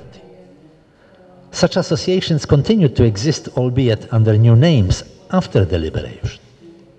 They defended their constituencies fiercely against the restitution of Jewish businesses or apartments to their rightful owners. Those who bought Jewish property paid French interests, the association argued, and I continue the quote, by buying property that the Germans threatened to liquidate, the purchasers preserved a precious inheritance for the national economy, unquote. Thus framed, stripping the Jews of their assets was cast as responsible and patriotic behavior. Little wonder that in April of 1945, hundreds of demonstrators went to the streets of Paris crying, "Death to the Jews," and "France for the French." The few Jews returning to their hometowns after the war, from Salonika to Warsaw and to Paris, were made unwelcome by former neighbors already comfortably ensconced in their old apartments and jobs. The story of the plunder of Jewish assets occasionally reaches large circulation press when Swiss banks are challenged to produce lists of dormant accounts, or national museums are forced to return stolen Jewish paintings acquired through bona fide art dealers. However, its significance is not in being a momentary focus of journalistic zeal, but the very fabric of what Scholl Friedlander identifies as the broad consent to the Nazi-organized Holocaust by institutions and people in occupied Europe. And I'm quoting now from Friedlander's book. Not one social group, not one religious community, not one scholarly institution or professional association in Germany and throughout Europe declared its solidarity with the Jews. Some of the Christian churches declared that converted Jews were part of the flock, up to a point. To the contrary, many social constituencies, many power groups were directly involved in the expropriation of the Jews and eager, be it out of greed, for their wholesale disappearance.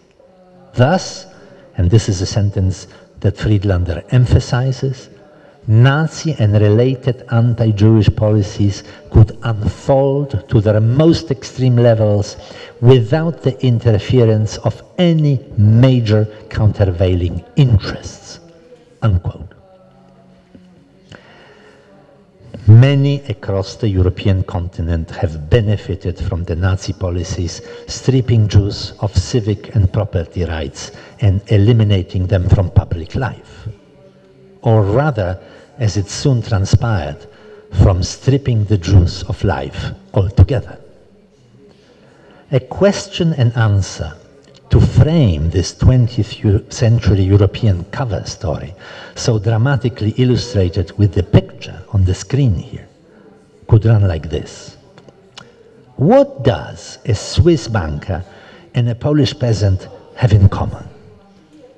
And the answer to this question, only a slight exaggeration, would be a golden tooth extracted from the jaws of a Jewish corpse.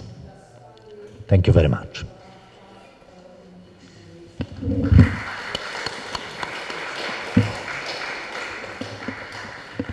Thank you very much for indeed excellent lecture. You had approached not only the issue contained in your last book, but the problem of participation of local populations in plunder and killings, and plunder itself, and the problem of Jews who were returning from other places to their home places, and that was a complex analysis of all these problems. And indeed the question is how it happened that was a really pan-European anti-Jewish project, if I may say so. How it happened to us that we excluded the Jews from the number of human beings.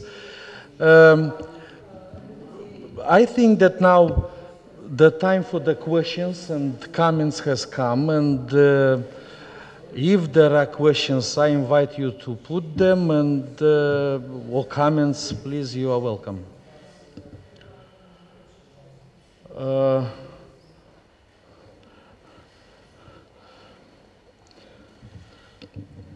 Yeah. Diana, please. Diana Dumitru. Thank you very much for very interesting presentation. And I'll make a small comment and then I'll have a question.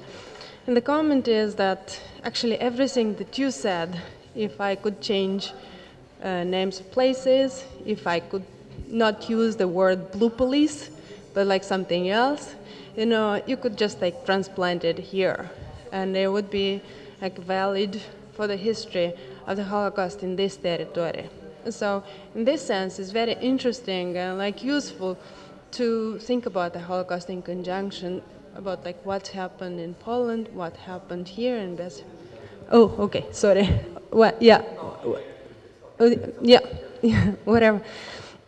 So yeah, there are these like very strong resemblances between like also group of perpetrators, for example, like my own study finds the same about like profile of people, and it's really like striking how many similarities.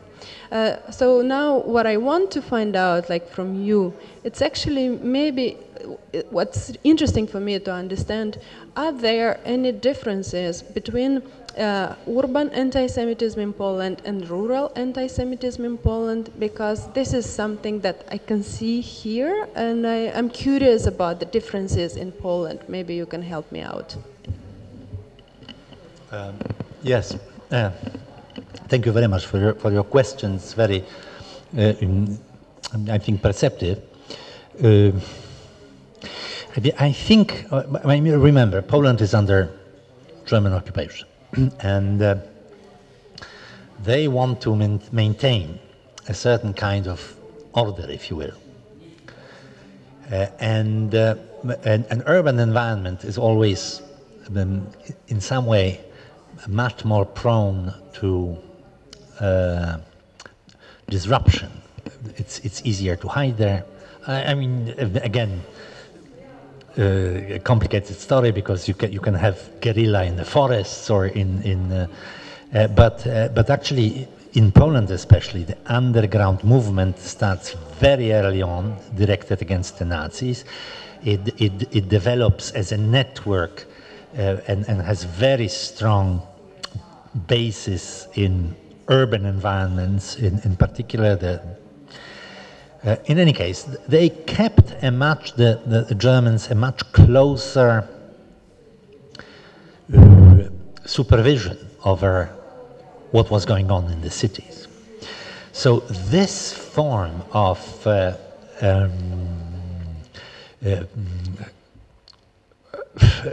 voluntary and spontaneous, if you will, violence that one encounters in hunts for Jews in the context of rural communities and then killings of Jews in the context. This would not be allowed in the cities. The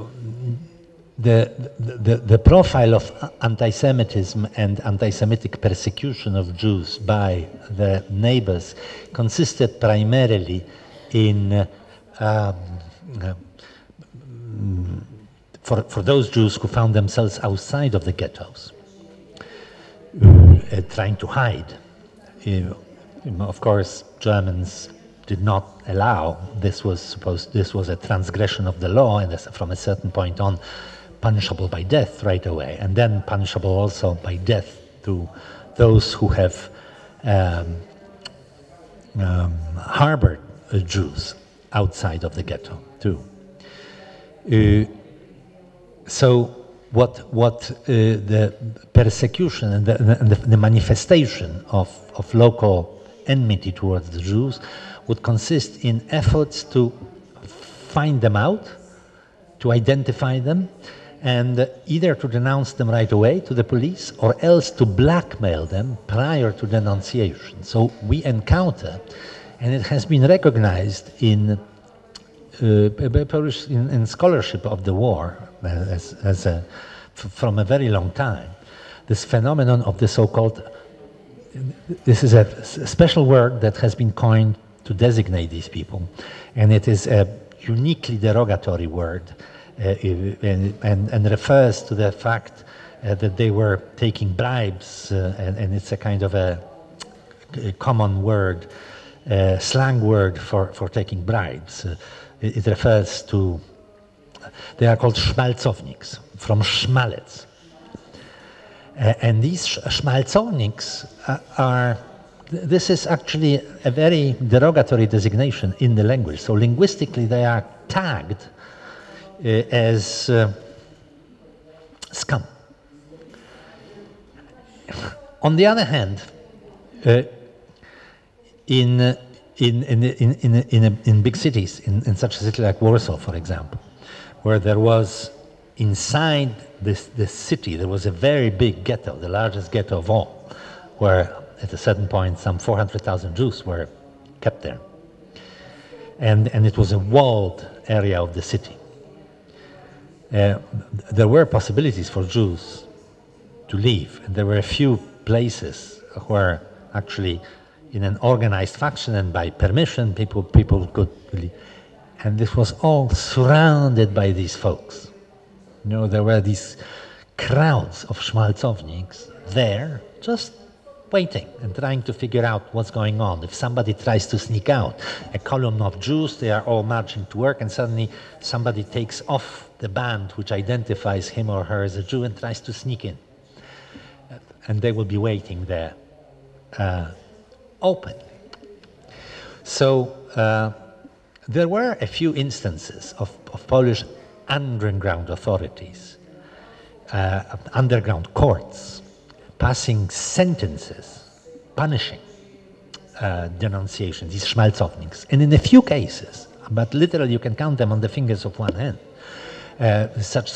they had been executed by underground enforcers of the courts, proliferating and very interesting as a gauge of sentiments of the Polish population. On one hand, particularly in the main newspapers of the underground, of this London-sponsored underground, you would not find any anti-Semitic statements and an outright criticism of anyone who assists the Germans in persecution of the Jews. And several episodes were described with just to bring these scandalous things in front of people's, of those who would be reading it. But on the other hand, you would have this underground press, except for communist newspapers and maybe Socialist Party, the left would also be free of it. In the rest of the spectrum of underground newspapers, there was a continuous theme of anti-Semitism, not with any explicit endorsement of what Germans are doing, but with a kind of a general analysis of how Jews were pernicious and inimical element in Polish society. So these manifestations of anti-Semitism outside of the countryside are somewhat different. You don't find episodes of direct assaults. They will be institutionally processed. You know, these people will be fingered in and delivered to the local police or to the Germans rather than directly killed.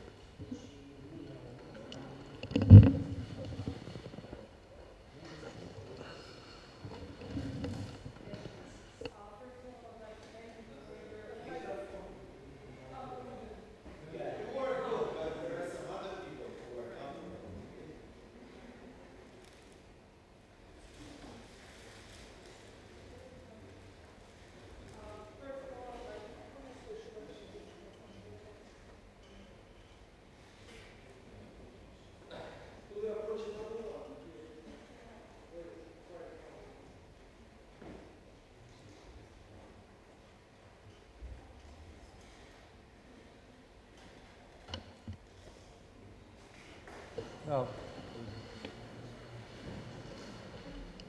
Doesn't work. Okay, just Okay, speak up.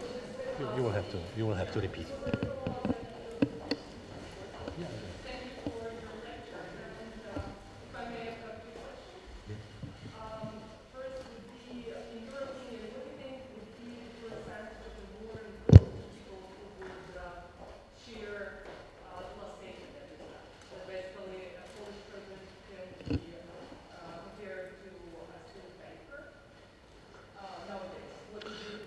Excuse me, for the interpreters, could you, Sure. using this mic to repeat And the question? the second question would be, were there any moral or like ethical justification for the murders of the Jews in Poland?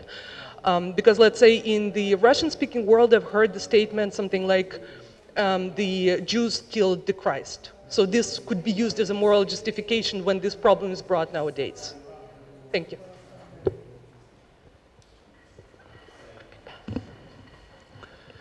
The first question that the lady asked was what's the percentage of Poles, in my estimation, that would agree with a statement with which I ended the lecture, that there is that Poles and the Swiss can be compared and in this way.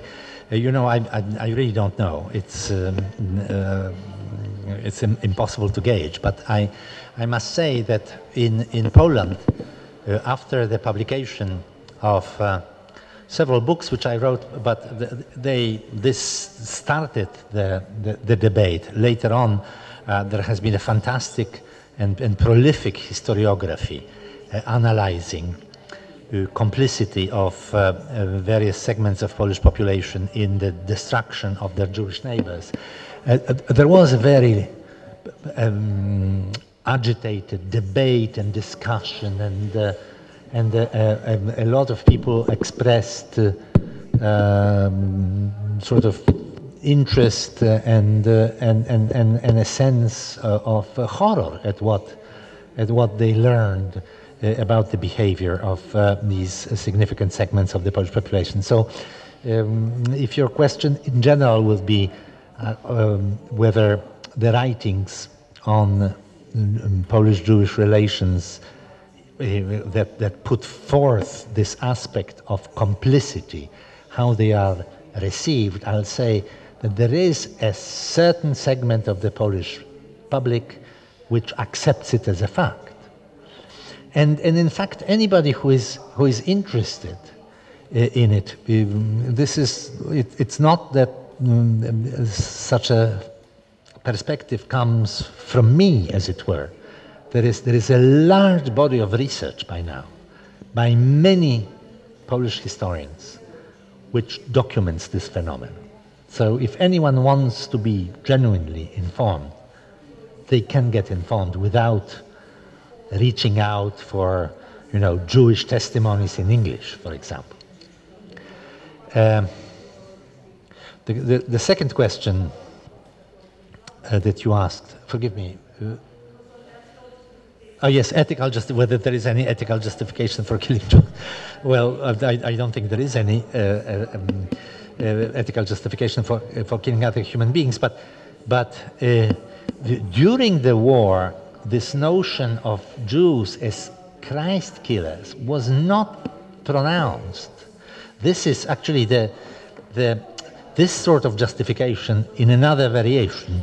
Jews as killers of Christian children from whom they harvest blood for their ritual purposes, for matzah, with a peculiar variation after the war, namely the Jews were drinking blood of children in order to fortify themselves because they came out of the camps, etc., and were weak. So this was a vitamin for them. For example, the Kielce pogrom, which took place in July of 1946, after the war, in Poland, the scale of it had about as many victims, Jews killed, from a very small population as during the Chisinau pogrom in 1903, a little over 40. There, the justification, if you will, or the kind of a context in which the pogrom was triggered was a rumor that a Polish child was captured by Jews who lived in there was a Jewish shelter for those who were coming back from camps. And that he was held in this shelter and they wanted to harvest his blood and he ran away. So this rumor of ritual killings, this is something that the Polish population was very eager and ready to believe, also in large cities. Kielce is a large city. A similar pogrom took place, a pogrom based on the same kind of rumor took place several months earlier in August of 1945, also after the war, in Krakow, the most, if you will, cultured city in Poland, counting by the number of universities, for example. So you didn't need to have a kind of a rural population, if you will, and also in the context of very educated inhabitants, theoretically, that could have been educated in urban environments, these rumors had traction. During the war, frankly, assaults on Jews were not, at least you wouldn't find this articulation. I don't see any evidence of it in testimonies that had been left both by Jews who survived and by perpetrators, that, as it were, the ritual murder canar was in some way an important reason for the impulse to attack Jews. No, Jews were killed because they could be killed, it seems to me, and because what really figured very prominently, if one analyzes the behavior of those who were killing Jews, was the desire to rob property. In many instances, for example, Jews who were hiding, they usually, most of them were hiding in the communities, in the areas in which they lived. And it was very important for them to be able to draw on some property that they had from before the war, and which they quite often would disperse among Polish, what they considered friends, neighbors, so they could draw later on when they were hiding. And quite often, as their property, and they were paying for shelter, very high prices too. And as their resources drained, those who were hiding them would quite often turn them in or kill them even. Or it was not uncommon for Jews to be killed or denounced or threatened in some way by those whom they considered previously to be friends and with whom they debated some things. Then they would, so material considerations here, and the perspective of a Jew as a source where you can enrich yourself was very prominent in the minds of Christian neighbors who assaulted them. This was a time when you could profit from it.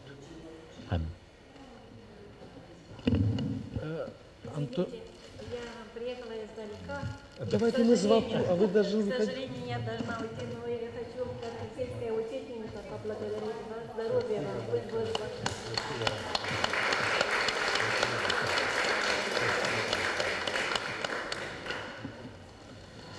Человек за 145 километров приехал специально для презентации этой книги, так что заслуживает аплодисментов.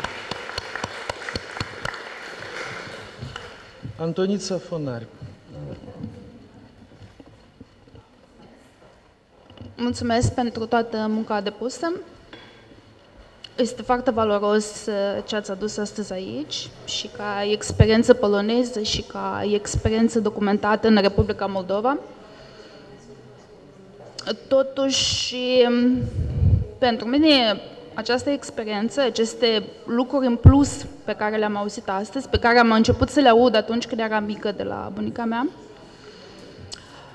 este doar o fațetă a unui fenomen mai larg și aș fi vrut să văd ce faceți ca și contribuție științifică pentru acest fenomen mai larg și voi explica despre ce fenomen am în minte când zic asta. Pentru că ceea ce ați vorbit dumneavoastră astăzi, cu o încărcătură emoțională și istorică foarte mare, pentru mine nu este ceea ce au făcut românii, evreilor sau elvețenii sau francezii sau germanii. Pentru mine este un capitol din ceea ce au făcut germanii rușii germanilor, mă refer la atrocitățile, violurile în afara războiului, dar justificate prin război. Mă refer la cei ce au făcut românii românilor, justificând că bagă la canal cheburii. Mă refer la cei ce au făcut bunicii noștri sau cei ce au pățit bunicii noștri de la alți moldoveni. Mă refer la situația în care cei care erau mai bogați erau duși în Siberia. Mă refer la cei ce au făcut ucrainenii altor ucraineni justificând prin Golodomor. Pentru că ceea ce spuneți astăzi aici nu ține numai de ce fac anumit o națiune, altor națiuni, ci ține despre agresiunea umană care este justificată prin niște minciuni, prin niște înscenări și dacă noi nu facem ceva pentru a controla această agresiune, pentru a oferi mai multă informație, pentru a avea oameni deschiși la cap în orice moment, astăzi sau mâine, se poate întâmpla ca aici o parte dintre noi să fim omorâți, să omorâm sau să tăcem și să fim martori pasivi la ceva care deja s-a întâmplat de foarte multe ori în istorie.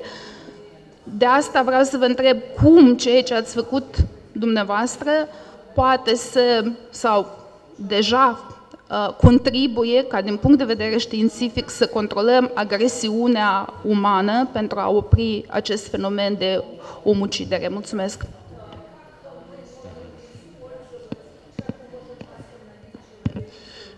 Thank you very much. Your statement is very powerful, and I fully agree with it. This is what at bottom of this story is a human propensity to violence and aggression, which manifests itself in many different contexts.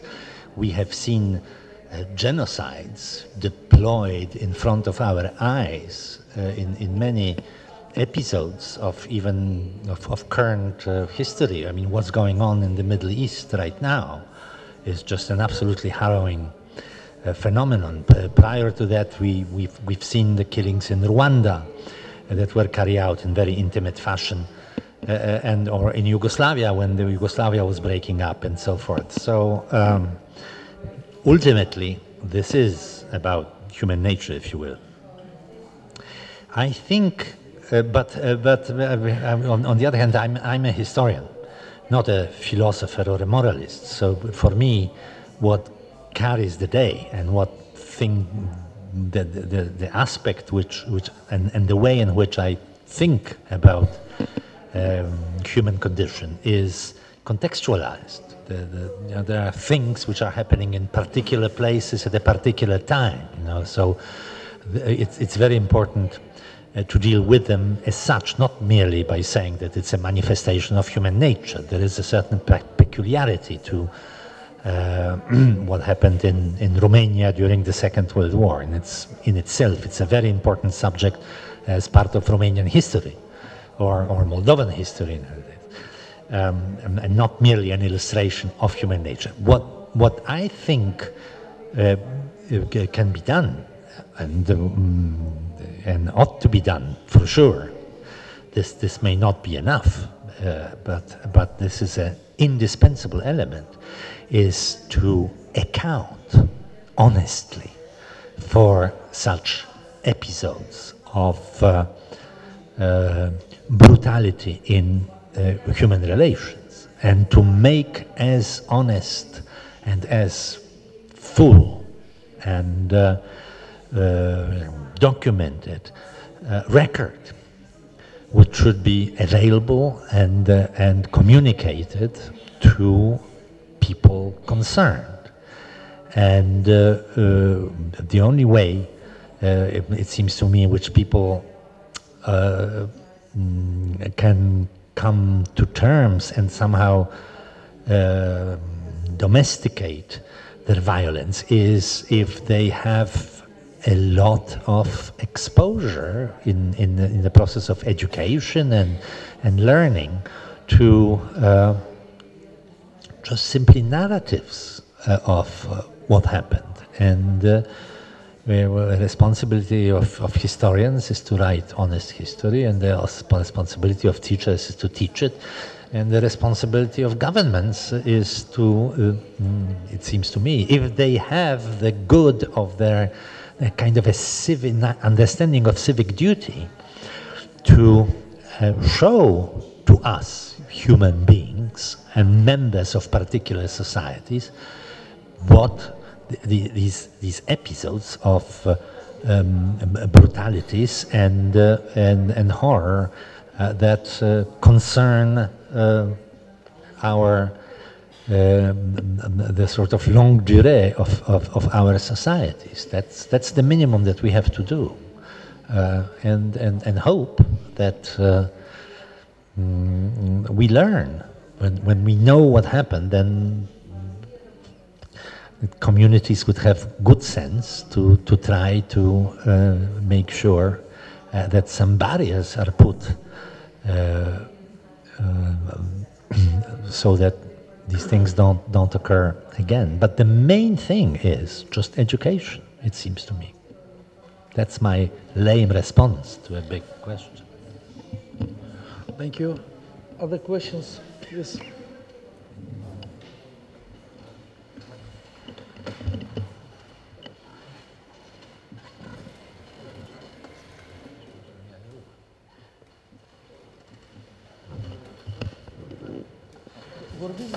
Da, este.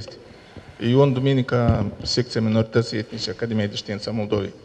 Ca să completez colega Antonița Fonari, în Republica Moldova este dificil de conștientizat fenomenul Holocaustului. Da. Este translarea. What number is here? Three. Good. Este ok? Is it okay? Este translarea.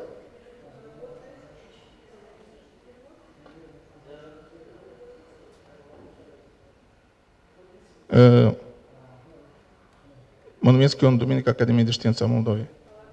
Este translare?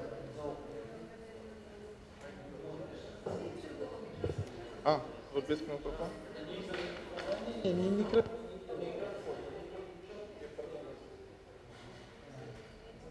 Unu.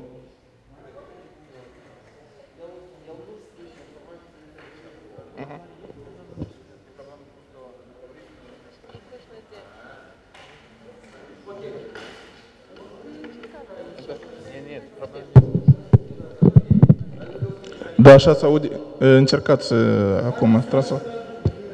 Este traducere? Ага. По-русски можно, да? Да, давайте.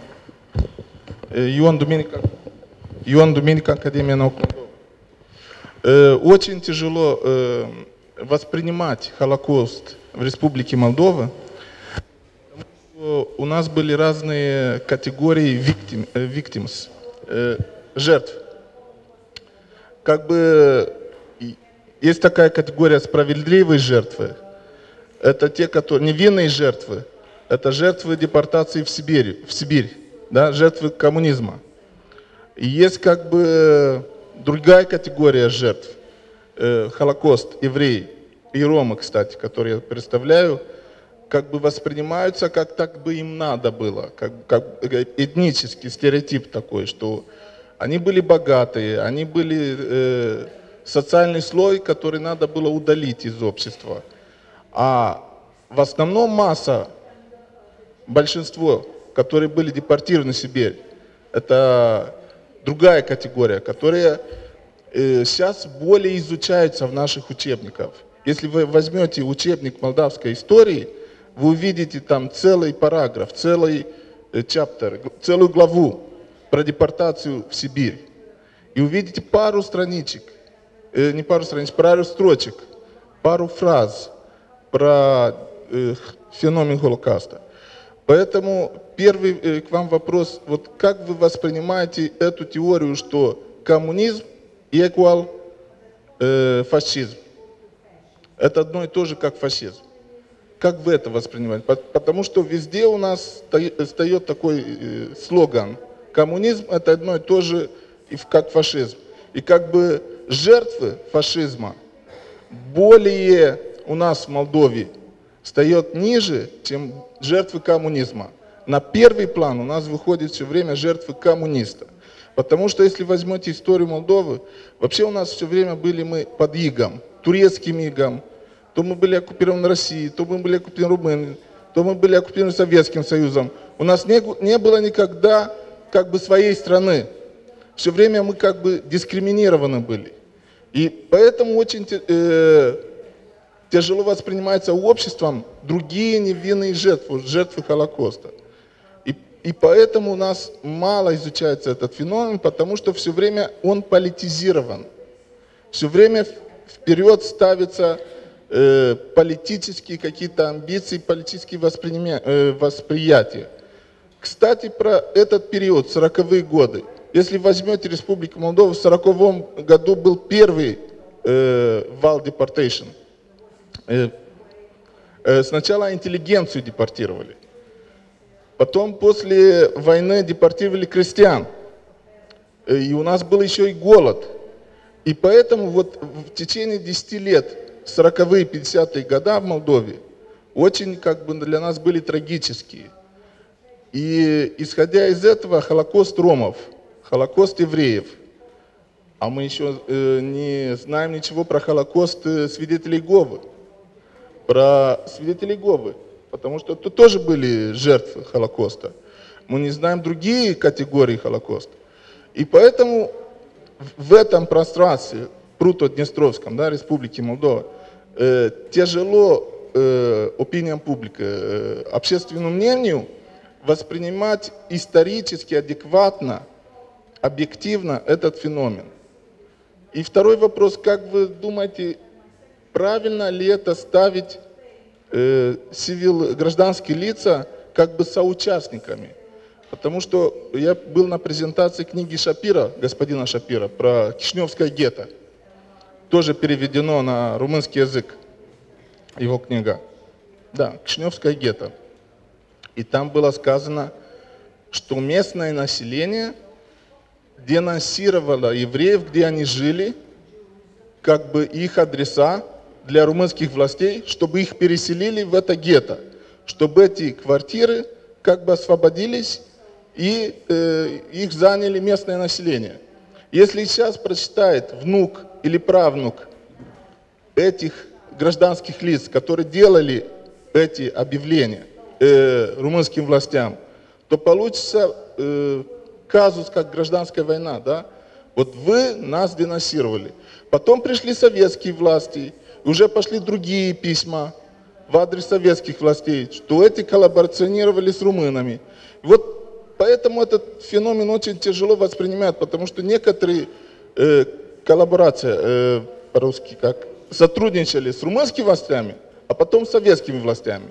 И получается и жертвы, и предатели, и соучастники, и witnesses, свидетели, как бы все вместе. И очень тяжело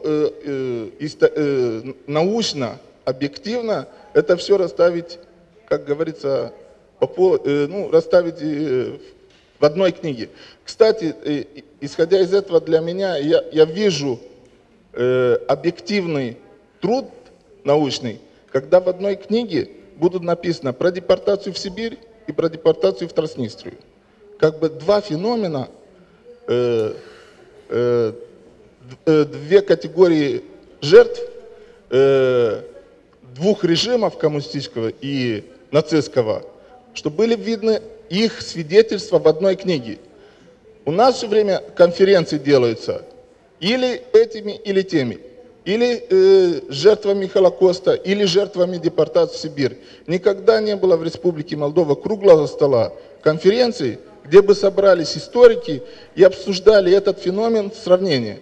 Вот поэтому у нас все время вот это комплекс, как стереотип, что мы невинные жертвы коммунизма, а вы, евреи, как бы вам асумет, это так и было, вам написано. Так и надо было, чтобы для вас было. Да, все, спасибо. Все.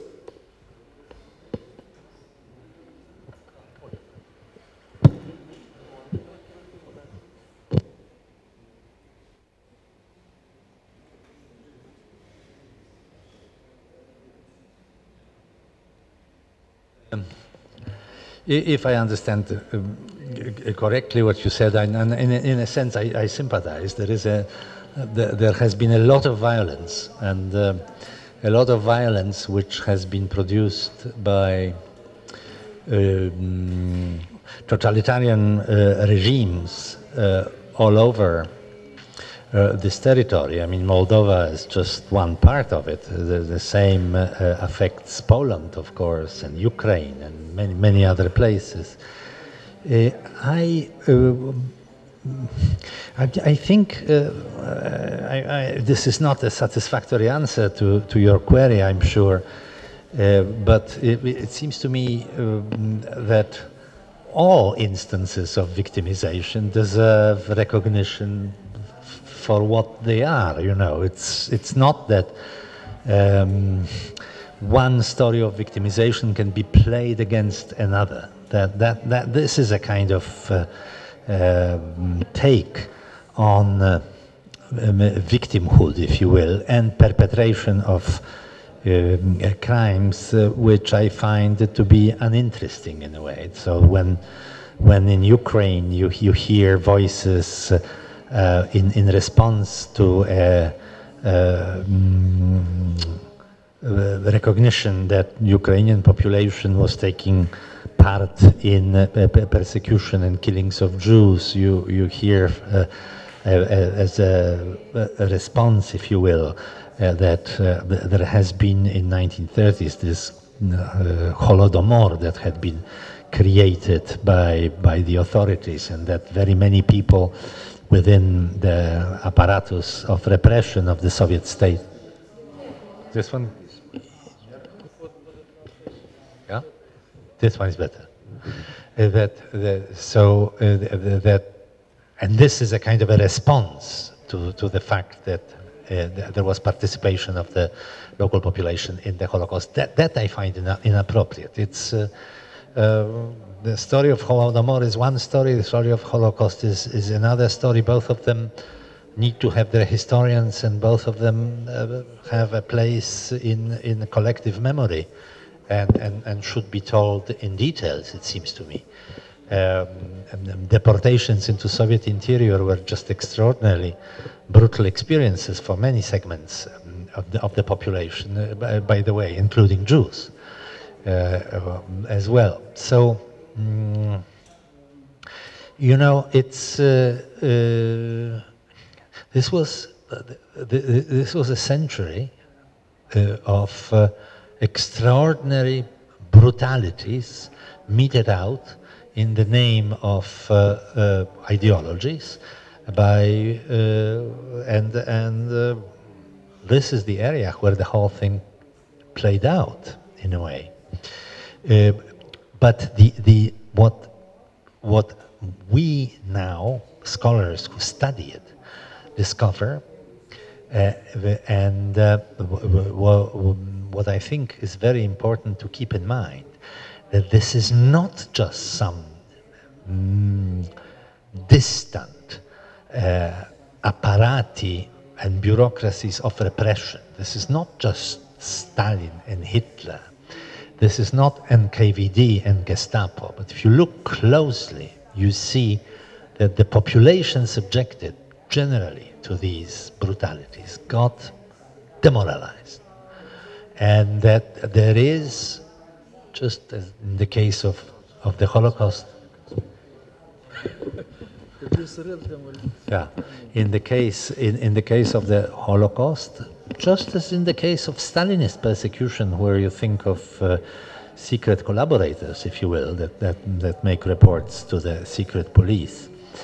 I don't want to equate these cases, because in the case, I mean, it's too big a story here to get into it in the last few minutes. But a very important theme that stands on its own is the complicity of ordinary citizens in persecution of their fellow citizens, you know, and it appears in all kinds of contexts.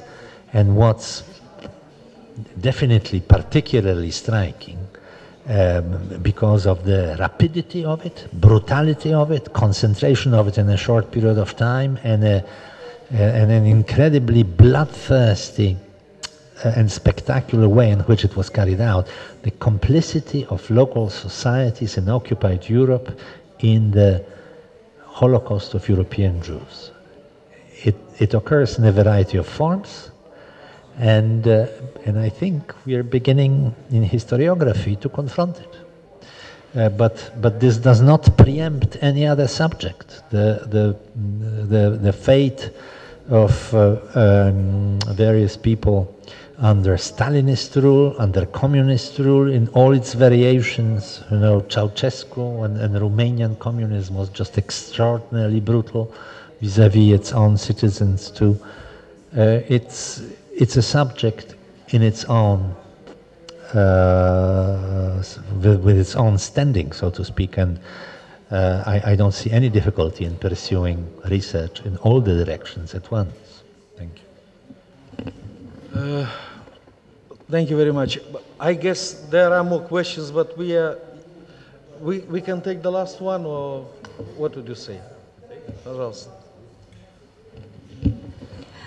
Я хотела, во-первых, поблагодарить за очень интересную лекцию, за огромную работу, которую вы проводите, и за то мужество и интеллектуальное, и гражданское, которое вам, несомненно, требуется для этой работы.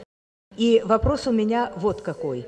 Вы несколько раз очень четко подчеркнули, что преступления совершали индивидуальные, то есть преступление было порождением индивидуальности. И ну, то, что страдали люди индивидуально, это понятно.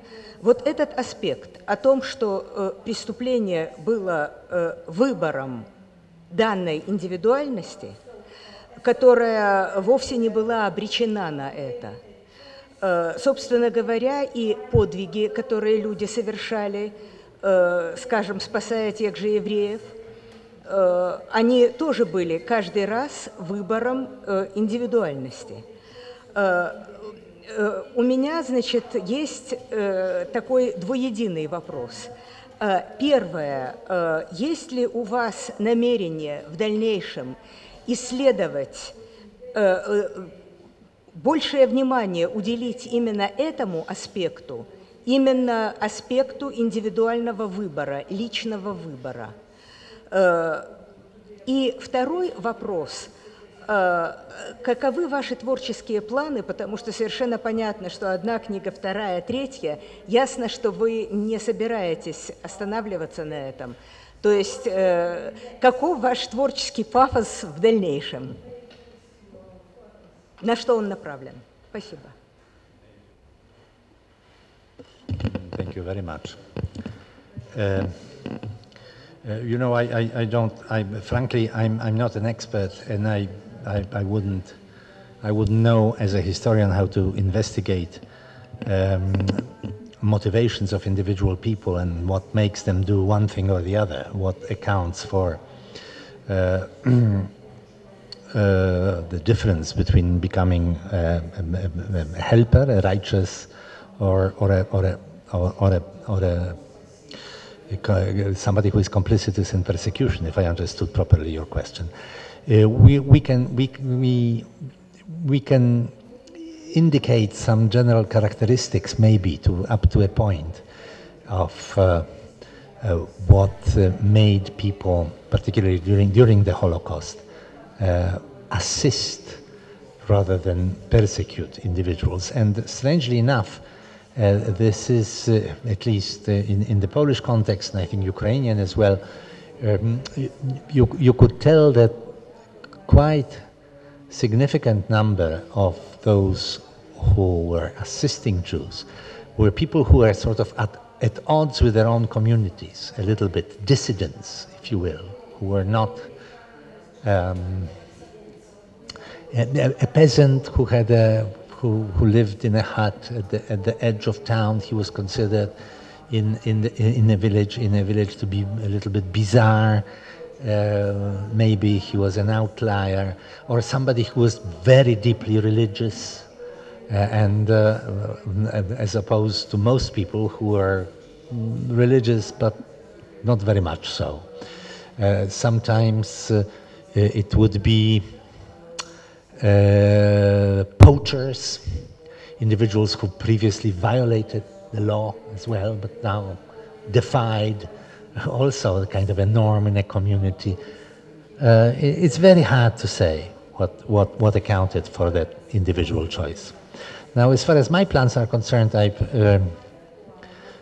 the moment I want to leave the story of the Holocaust itself, if I can, to many wonderful historians who are working on it, on the Polish materials, and a lot is being written. And I have once written a book about Soviet occupation of eastern half of Poland, Western Ukraine and Western Belarus, in this period of 1939 to 1941, prior to the outbreak of Soviet-German war. And I've never produced this book in Polish. It exists only in English. And I want to write it again in Polish with some additional materials which I have been able to research now, and I wasn't able to research this 30 years ago when I wrote it for the first time. So this is my plan now. Thank you. Я просто хочу, это не прозвучало в представлении, хочу особо отметить, что господин Гросс первые свои книги, он специалист по изучению тоталитаризма. Первые свои книги он как раз писал о депортациях, вот в частности, это была тема его научных интересов, о репрессиях коммунистических властей и так далее. Уже вторая часть творческой жизни посвящена Холокосту. Поэтому человек знает то, о чем говорил господин Думиник, и знает очень профессионально. Я прошу прощения у тех, которые, может быть, есть вопросы, но я думаю, мы можем закругляться. Я позволю себе просто два предложения, три. Я считаю, что это архиважно, что книга «Золотая жатва» в русской версии была, или ее издание стало возможным при участии молдаван, молдавских граждан, и она была здесь представлена.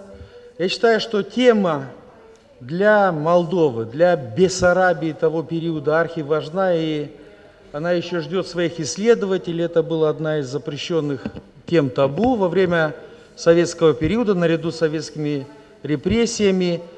Вот репрессии после развала Союза мы стали изучать, публиковать книги, преподавать в школе, а Холокост так и остался запрещенной темой. Поэтому, да, мы говорили о Польше, и в Польше есть своя специфика и свои уникальные ситуации, но вообще мы говорили о почти типичной ситуации для этой зоны Европы, для вас, если я не ошибаюсь. Да. Поэтому эта книга и методическое пособие, и мотивационное начало для исследователей в Республике Молдова, которые будут заниматься этим вопросом.